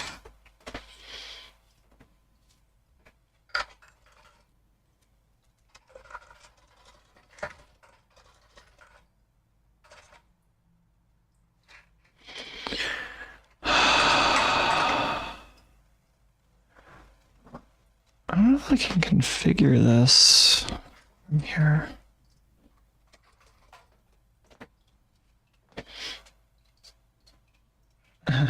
The question, where was that game? On the 64 gigabyte SD card.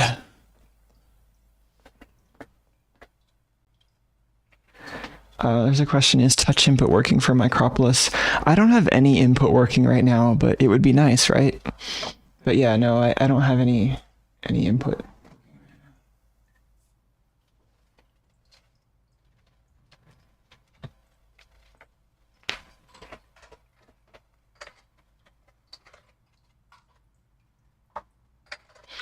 Try not to xev.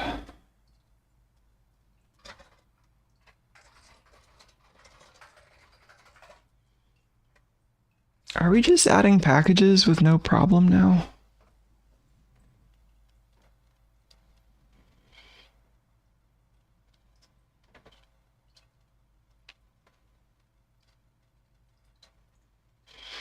Well, I can try to get some networked input going with something like X2X or Barrier.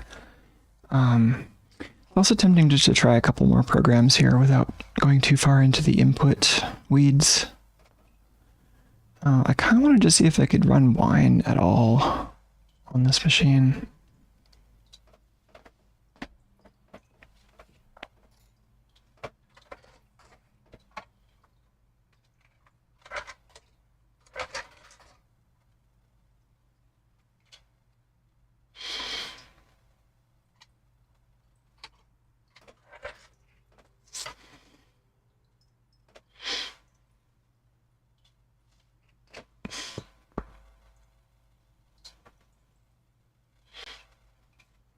It says it's been terminated by a signal, but is it going?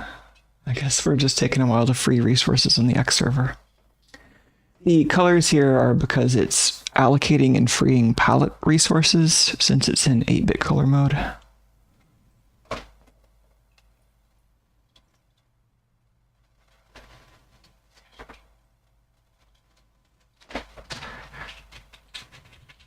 It looks like we've got keyboard focus in the terminal now, but yeah, the keyboard is still not working at all.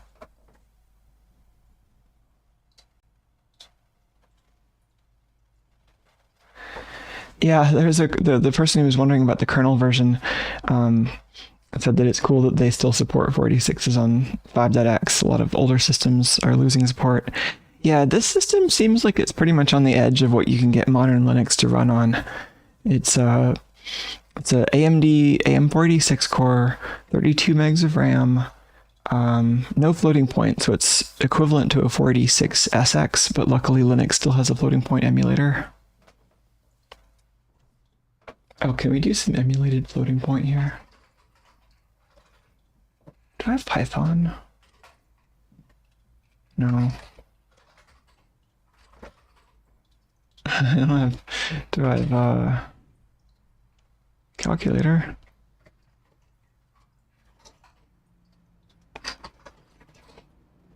This is in integer mode.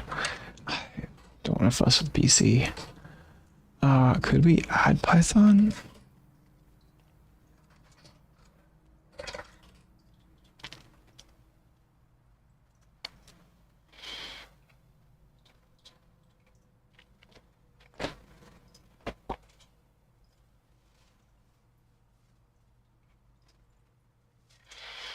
Oh, hello, everybody.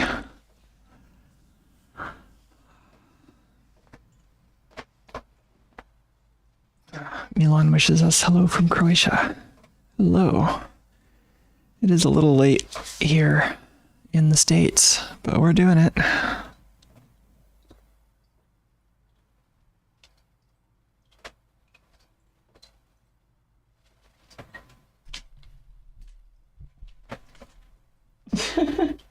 Is Tuco just melting off the edge of that chair?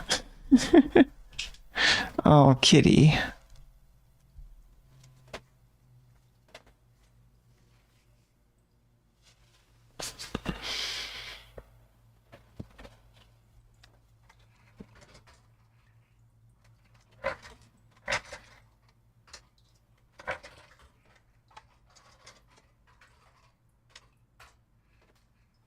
It's going to default to Python 3 or Python 2.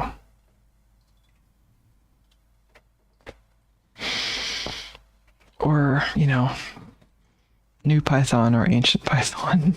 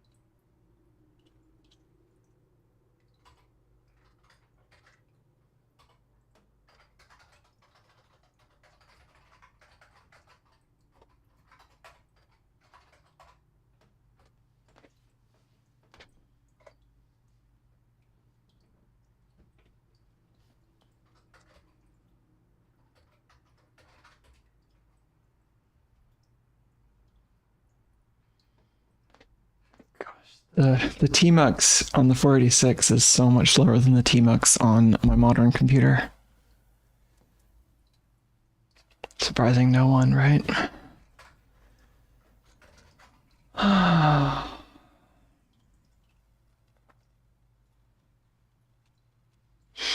Just doing some light multitasking.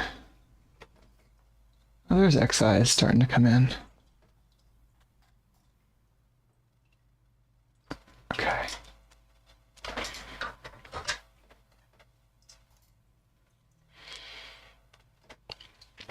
Oh, where is the program manager?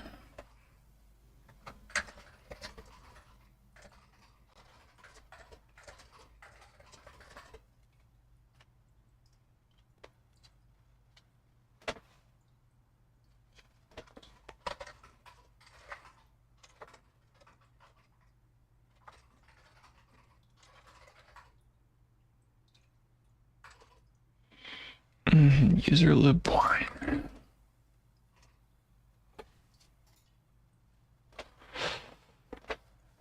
We're paging the shell back in.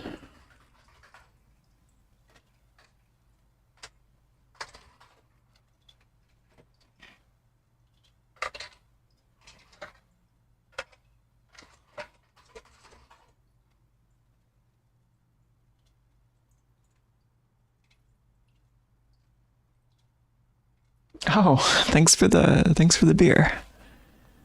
Yeah, via YouTube.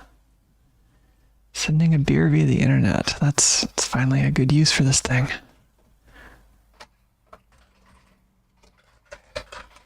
Can we do Progman?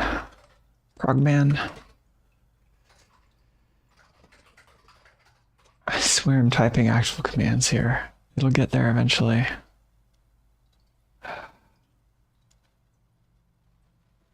Okay.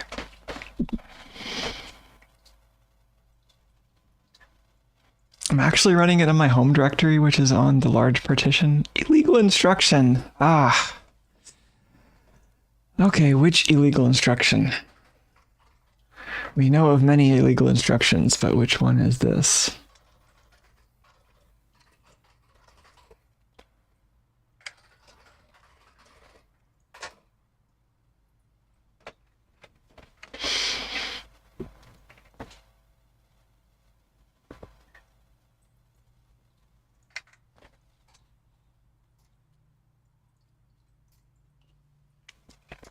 Good old X term. We can make this a little smaller. Ah. Really?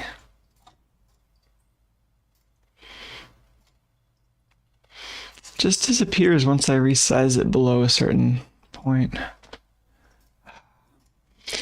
I'll figure out some workarounds for that. I bet I'll just end up using subscenes for a bunch of this stuff in OBS instead of using the sources directly. Oh.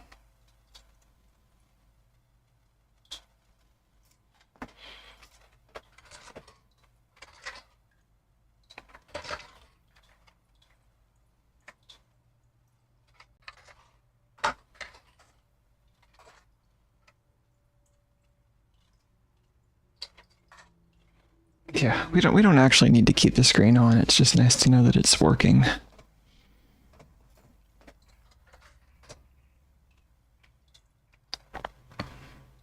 It's actually kind of nice to have power management for the screen, right? Save backlight tube life and also save some actual electricity.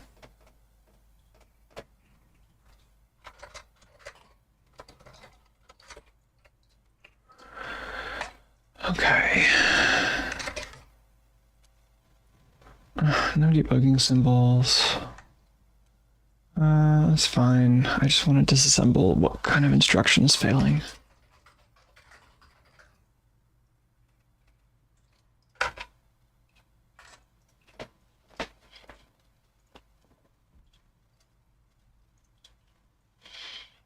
Oh, there's a question on what my cat's name is. His name is Tuco.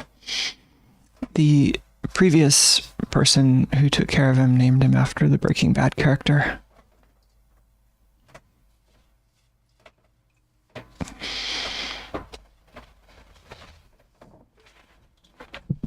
Sig ill. So ill, man.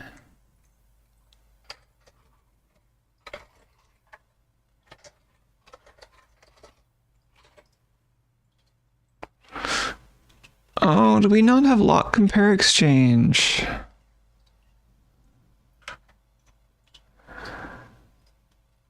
Wait, lock compare exchange 8B. That's an SSE instruction, right? We definitely don't have that. A regular lock compare exchange, I thought we would have had that back on a 386, but I'm not sure if we have it in 32-bit. Or just 16-bit? I don't know. Now I'm going to have to research the history of this instruction, but this is probably the SSE variant. Do I have the Intel manuals on this computer?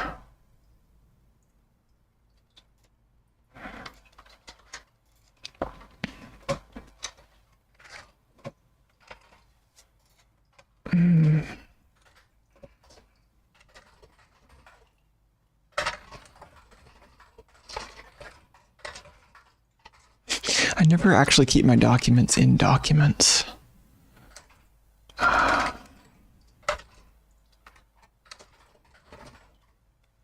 There it is. Good old ia32.pdf.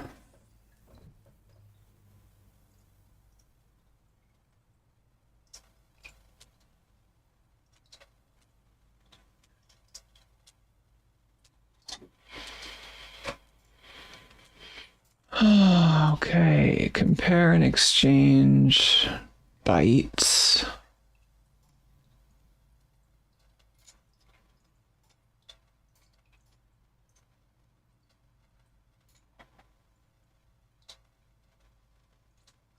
Not supported before Pentium. Okay, so it isn't SSE. It's just like a vectorized byte-wise compare exchange, it looks like.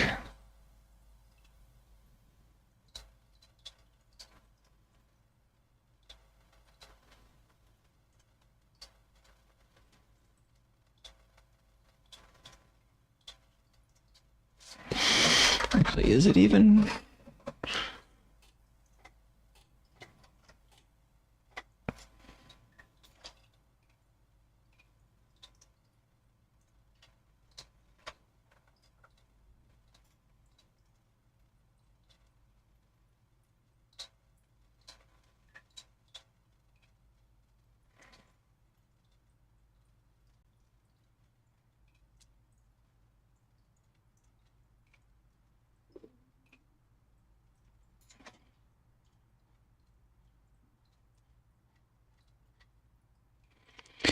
Maybe the idea behind that is that it's a locked bus transaction that's wider than the actual integer width.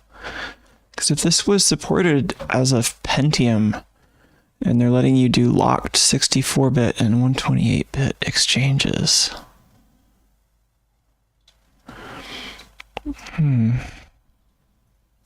Anyway, interesting instruction, not supported on 486. So how do we get rid of it? This might be a trickier problem. So like, first of all, is this coming from wine itself, from one of the DLLs that we loaded from the program manager? I imagine the first step would be to compile wine from source so that we can get debug symbols, but also so that we can start messing with the compiler flags. So I don't have the energy to do that right now, but it's nice to know like where we stand with this at least. It's installed, but immediately hits a bad instruction. Need to go. I guess I could try running something other than progman, but I'm guessing it'll be the same result. Could try a classic. Too good, don't scratch the screen, gosh.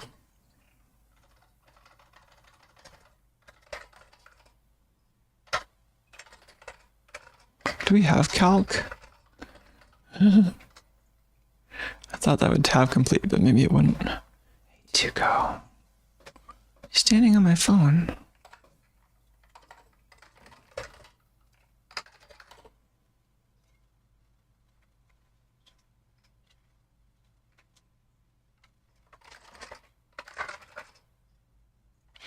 No calc. That's fine.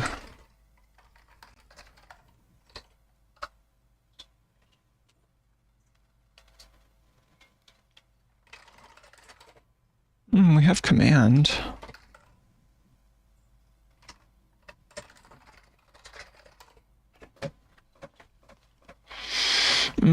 Yeah. I'm guessing something like a compare exchange instruction is going to be in one of their lower level libraries, so it's probably just going to have the same problem trying to do absolutely anything until we fix it. And I'm imagining this is going to be something like an atomic uint 64 or atomic uint 128 in their code, which I'm going to have to figure out how to replace with a less wide uint. Like an atomic uint 32, I'm hoping. Yeah, when did the original lock compare exchanges come in?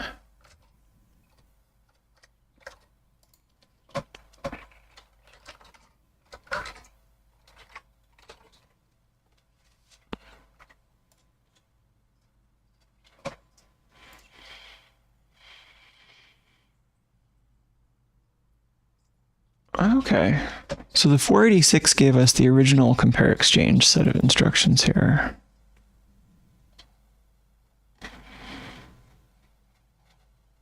And these are the ones that we don't have.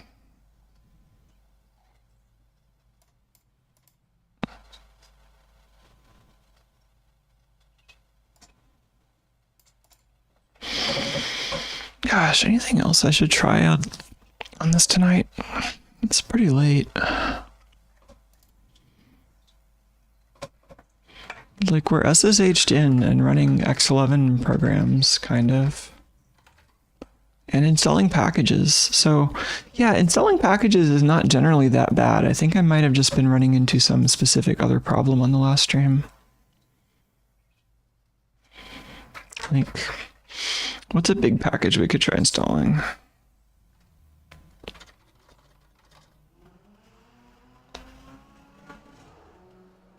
It'd be kind of cool to be able to display. Gosh, could we run a web browser? How badly would Firefox page?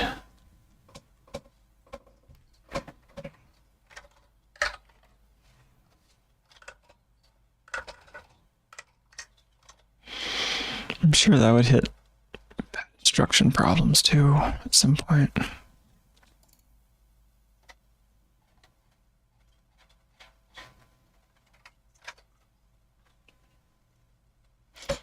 Oh, Tuco. Good cat.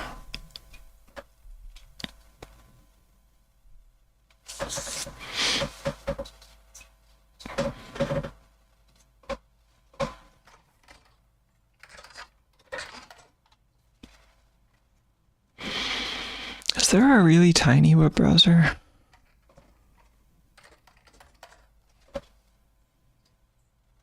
Is that still a thing?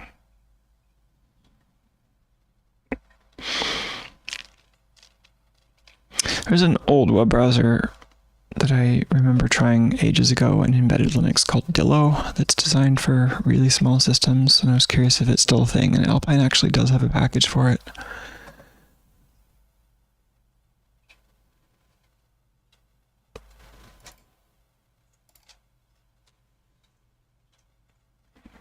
Huh. It's actually worth a try on this machine, maybe. Very small as far as web browsers go.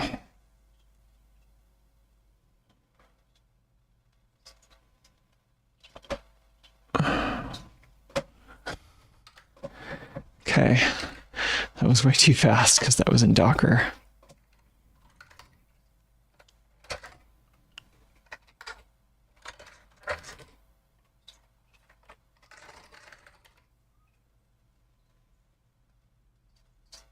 Oh, interesting. This is screen blanking and not DPMS.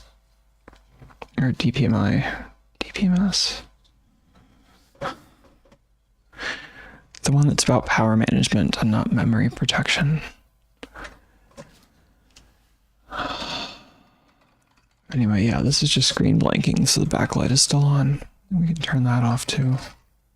Or even just turn DPMS back on.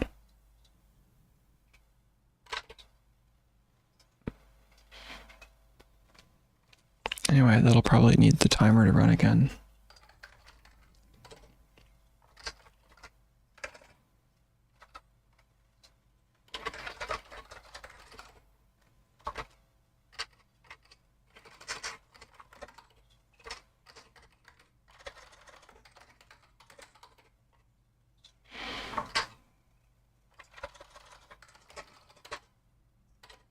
Okay, fine. We'll just leave it on manually because I don't have any input devices.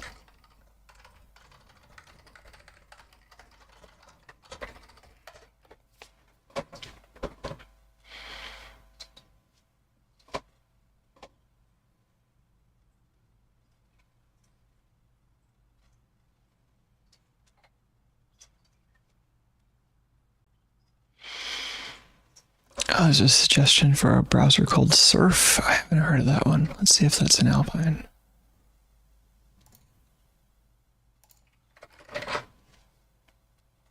Yeah.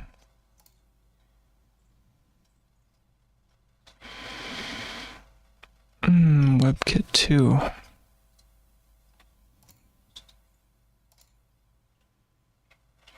Yeah, sure.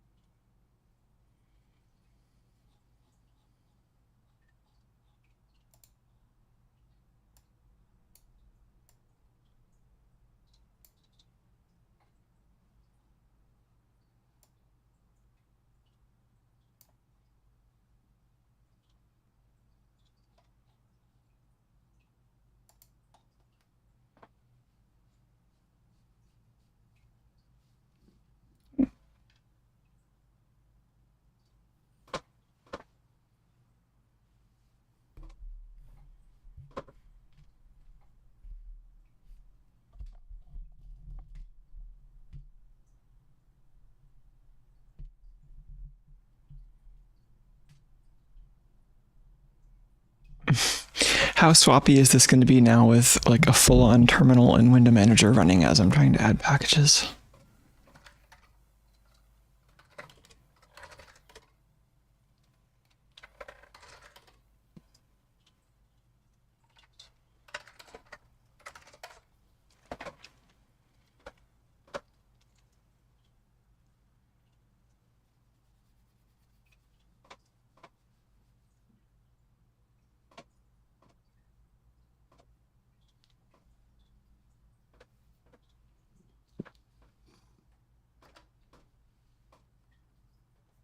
Don't scratch at the screen, gosh.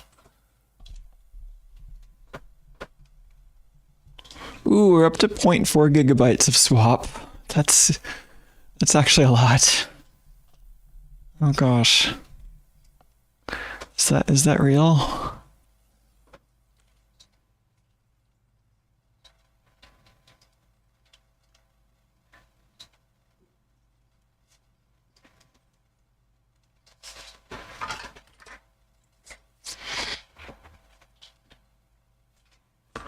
Oh, are you gonna stand on the keyboard?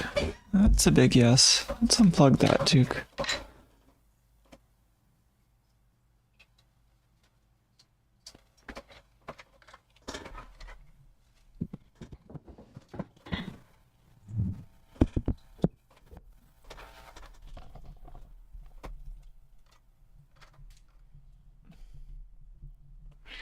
Kitty.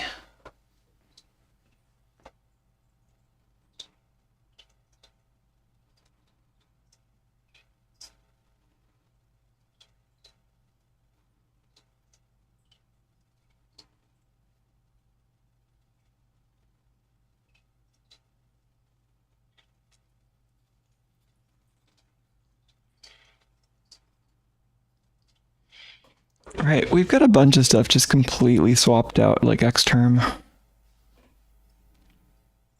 and Tmux.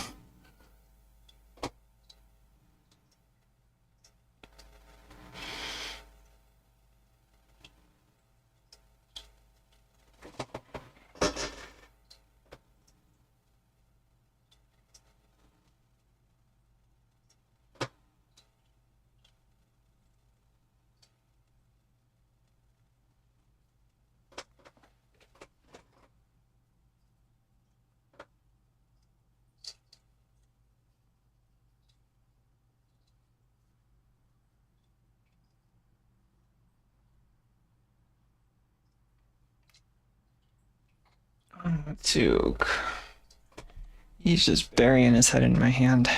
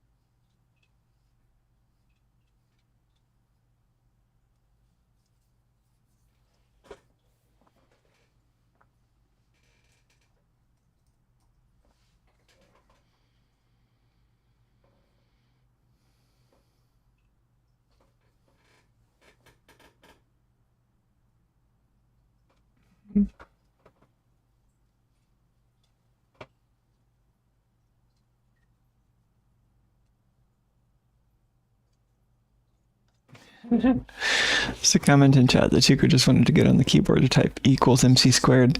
Yeah, I would worry that he would just type Control C, which I think he can get with that caret and C. That would be an E equals MC squared.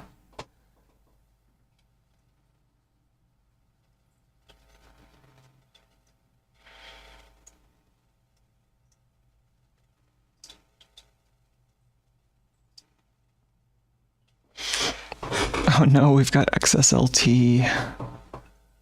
The 486 is going to know how to do XSLT.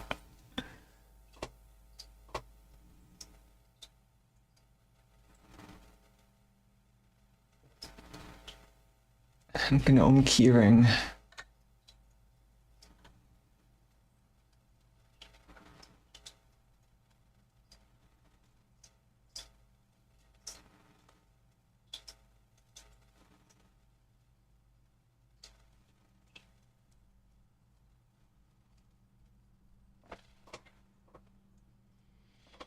Aw.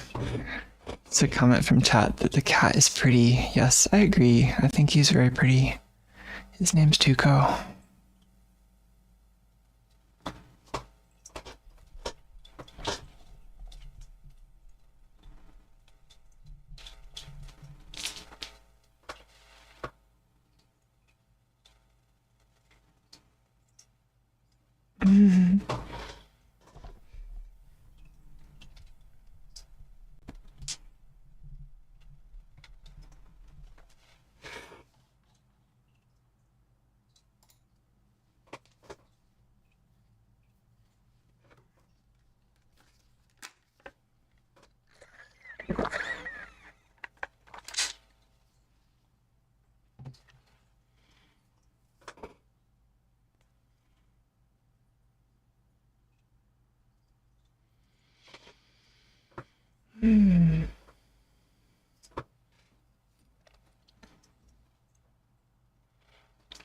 I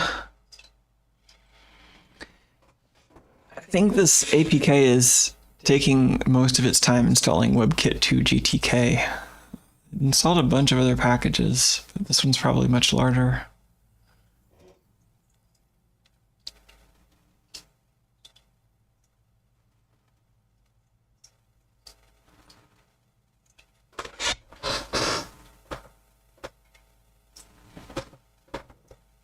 Oh, yeah, sorry the water bottle sounds weird. There's a comment in chat that they'd prefer if I drink beer instead of the water bottle that sounds like a frog. I don't think I have any beer right now. It's been a while since I had a beer on the stream.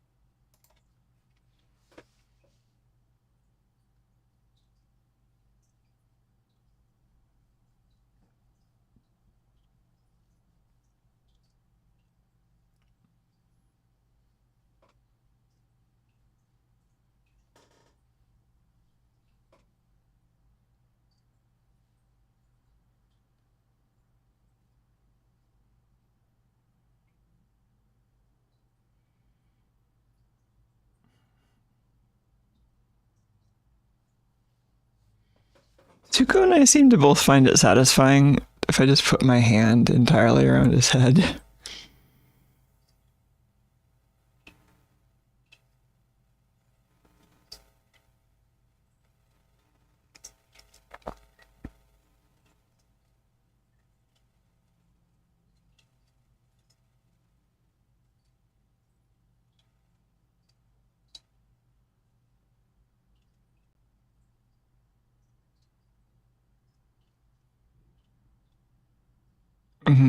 Purr.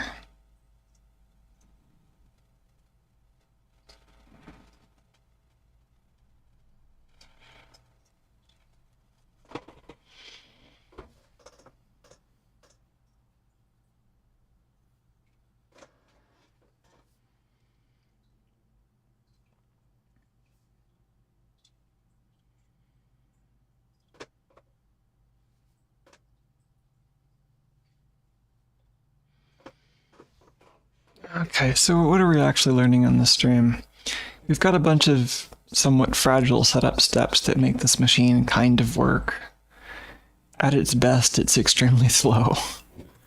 I was hoping I could get it to run some microcontroller programming stuff under Wine, and Wine itself is likely to be a little bit annoying. Mostly it just seems like every single thing that I run on it is expecting way more memory than it has. Like, I don't know if there are some like system-wide changes I could make to the configuration to operate a little better on such little memory by modern standards. I mean, I think part of the problem is that Xorg is not running in a great mode. Not only is it not using the 2D accelerator because it's rotating the screen, but I think the screen rotation uses a shadow buffer in system memory, which is then something else Xorg has to allocate. Whereas it'd be cool if we could keep those buffers in video RAM and use the hardware accelerated blitter, right?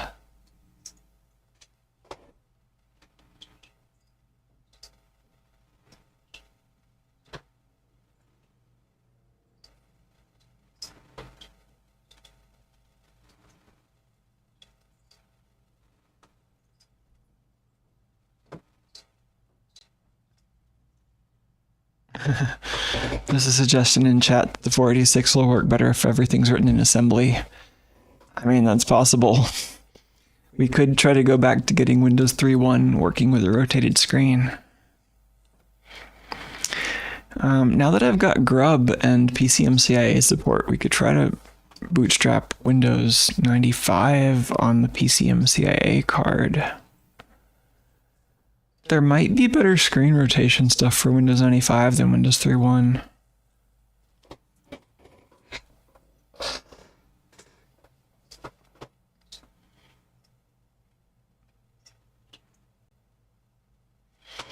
Like the main hazard in going to a closed source operating system at this point is that I've been having to patch Linux like crazy to get it to run on here. And so, you know, that's just going to make patching harder if I don't have source code. It'll still be possible, but it'll be more annoying. But yeah, we could have a binary patched Windows 95 on here. Maybe that would be fun.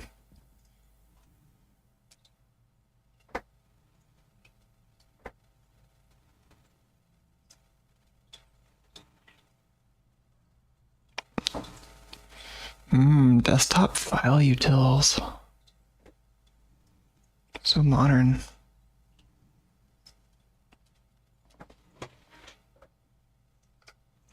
I guess I could actually wear my glasses.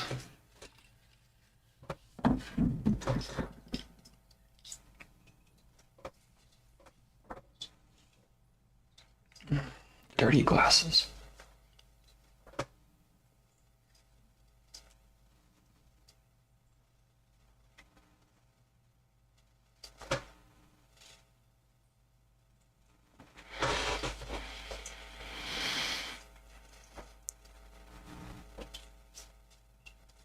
I think that qualifies as a bigger package install. That was probably like 100 megs. Just, I mean, not just that, but like all the packages total we've installed locally. So I think it was at more like 950 megs of pre-installed packages.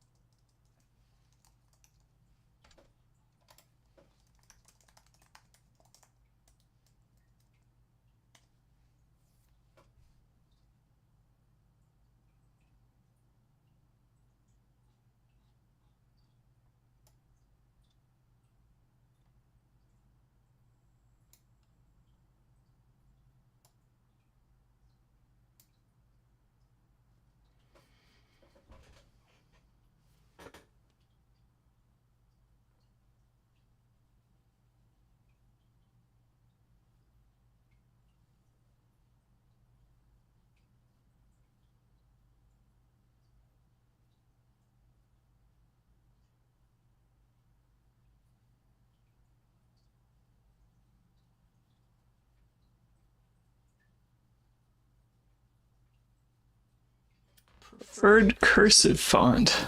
Sorry, Duke.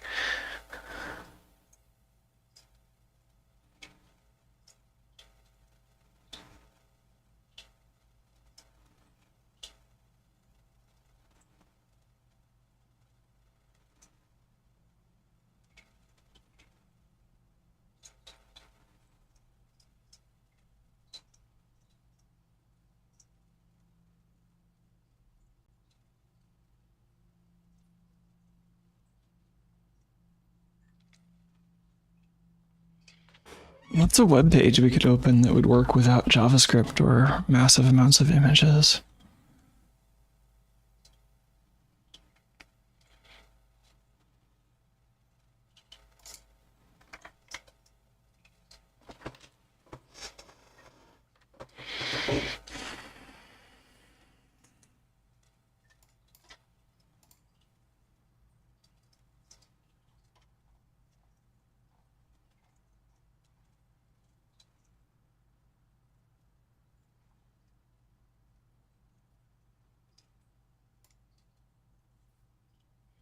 Oh, there it is. Got a splash screen.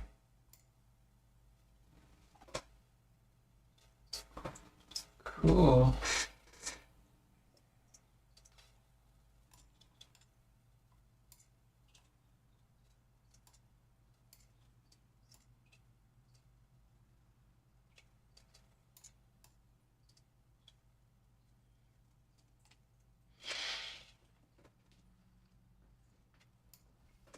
Let's compare that to Surf before we invest in input devices.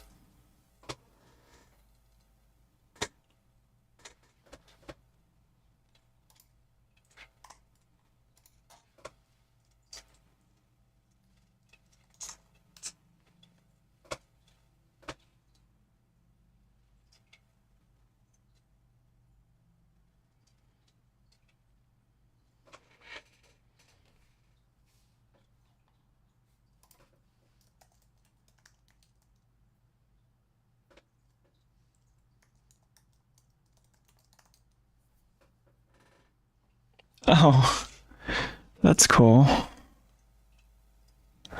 Got some suggestions in chat for URLs to try. 68k.news and frogfind.com. Those both seem pretty cool.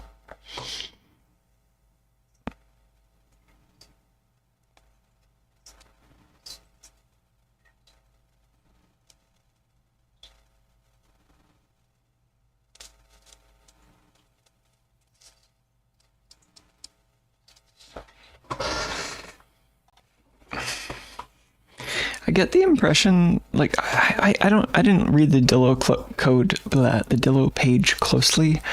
I don't think they use WebKit. I think they're using their own very tiny browser engine. If Surf is actually WebKit, I would expect it to be a bit heavier, but we'll see.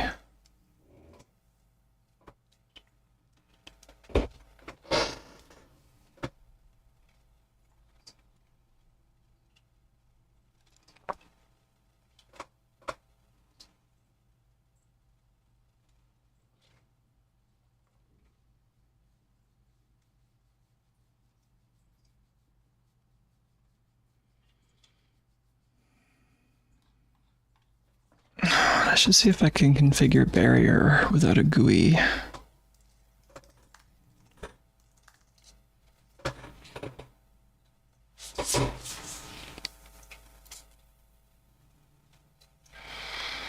If we're going to go the software KVM route, though, I probably need a separate setup rather than including it in my usual setup, because I started using barrier for the computers in here recently, which has been great. I'm using the latest version with SSL fingerprint checks on both sides, so it's probably going to be slow on this, even if it works. Oh, illegal instruction from Surf. I wonder if there's like something in libstandard C++ that's using this compare exchange. I don't actually know what instruction to hit. I'm just making a wild guess that it might be similar. Let's try Dillo on, I guess, 68k news, because FrogFind is interesting, but more so if I can actually type.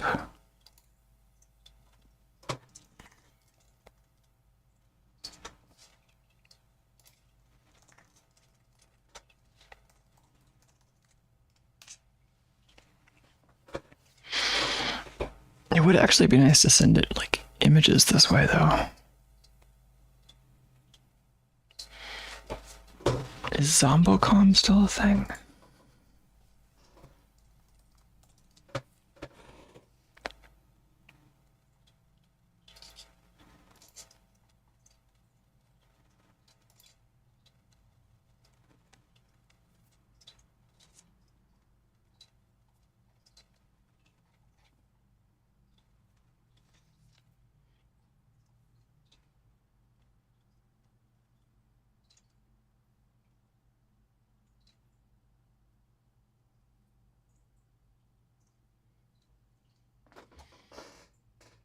I wouldn't want to be without our preferred cursive font.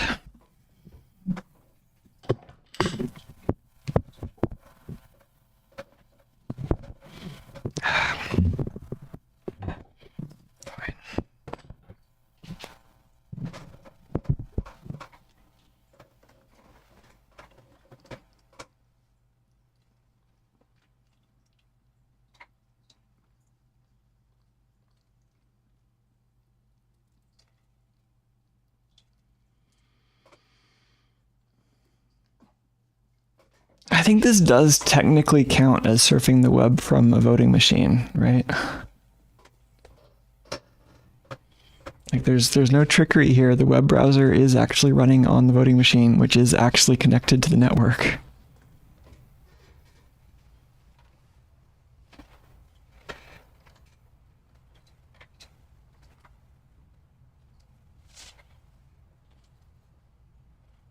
Hey Duke, you want to smell my glasses case? It's very old. Glasses case is much older than Tuco is.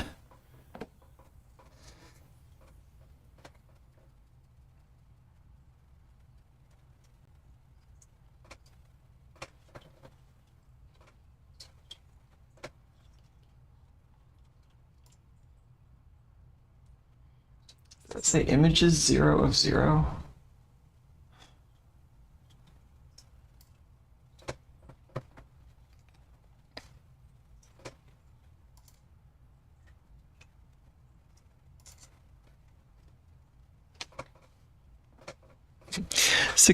.news loads pretty fast on my modern web browser.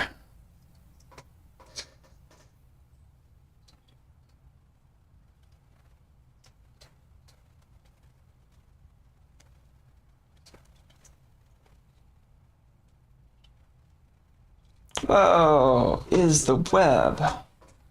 That totally counts as web browsing.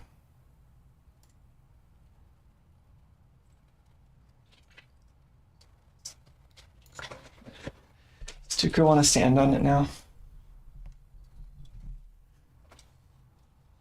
Tuco, don't stand on it, please. No.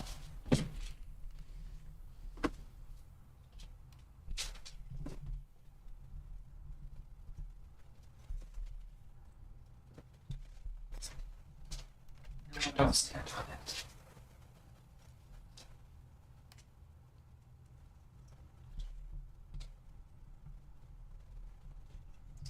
Is that clock correct?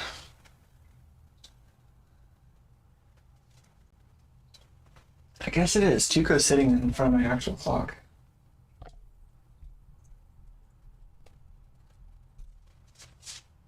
Oh, that's a good picture.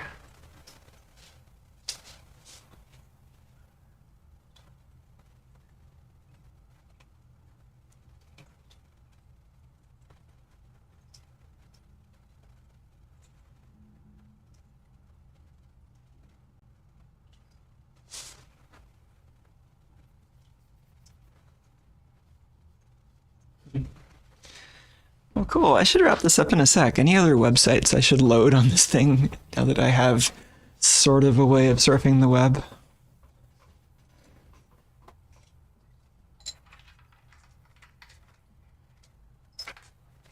We could get the JavaScript error from diode zone. I kind of want something with a picture, though. I wonder if the images on Tuco's Twitter page would load.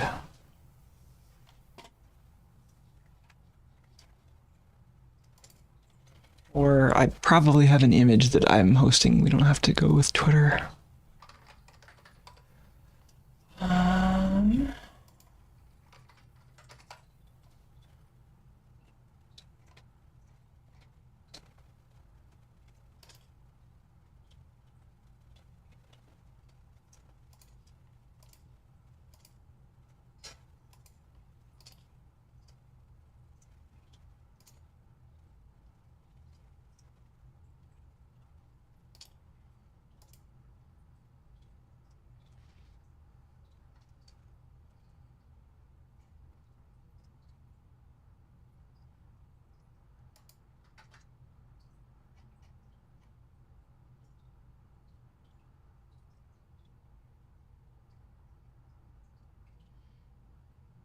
Okay, how about an JPEG?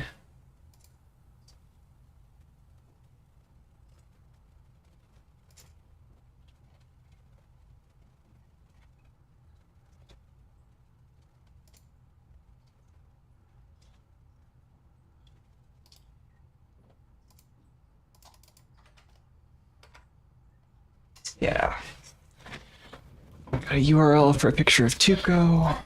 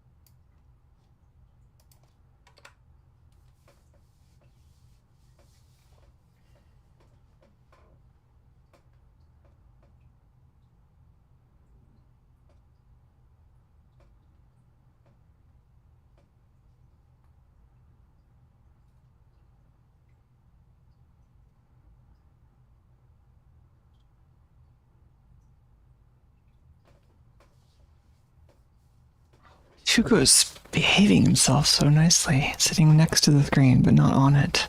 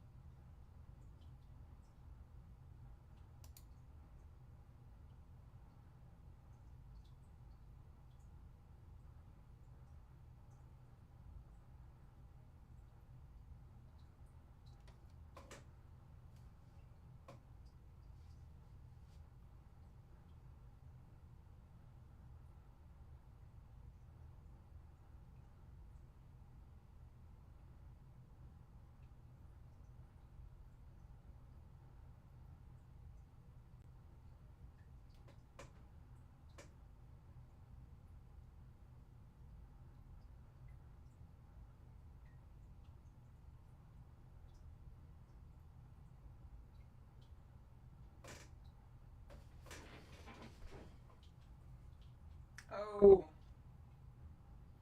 right, HTTPS. This version of Dillo doesn't have HTTPS support.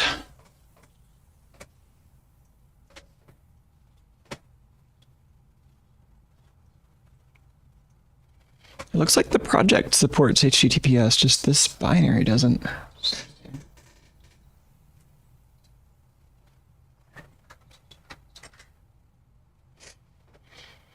Yeah, well, never mind. Diode zone will not serve anything over HTTP. Well, we could try that frog find site because it did have a logo on it, which is not quite as interesting as Tuco.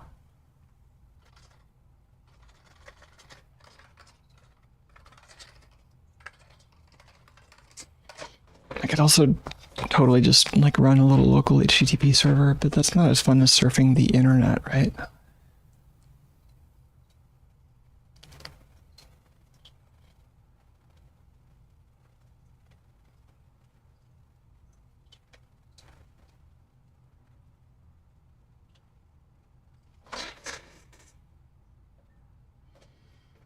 There's a question, how much RAM does the system have? It has 32 megabytes.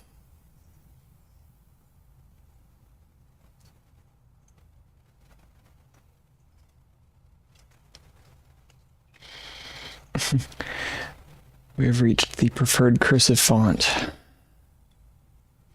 Should start seeing the edges of the UI any second now. Maybe any minute now.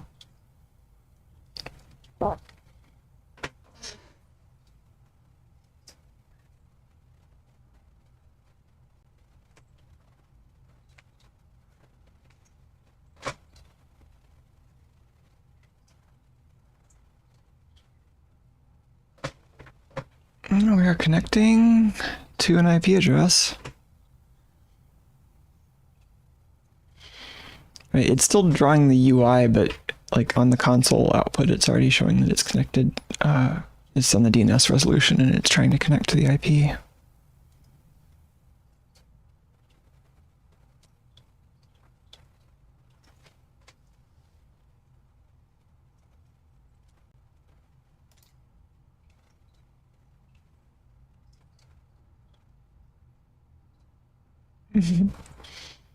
Tuco, that nose.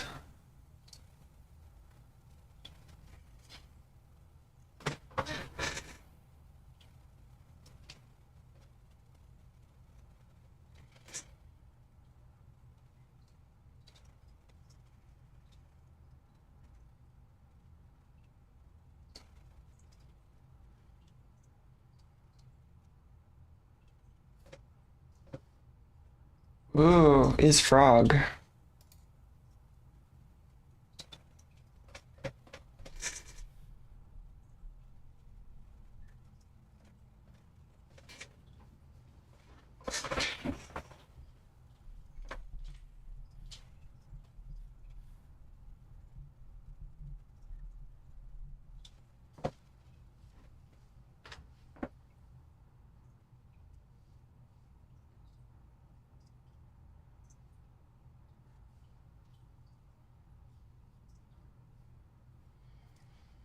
Yeah, well, we might try more with Dillo and FrogFind once we have some input devices. Right now, the lack of any kind of input on X is seeming like a bit of a bottleneck. Not to mention the interrupt problem that we keep dodging.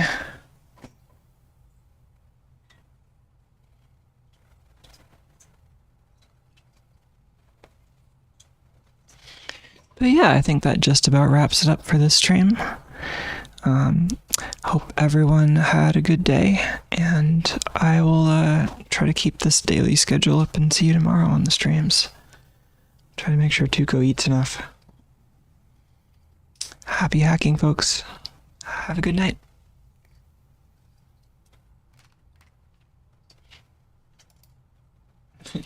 Tuco, you leaving right on cue, huh?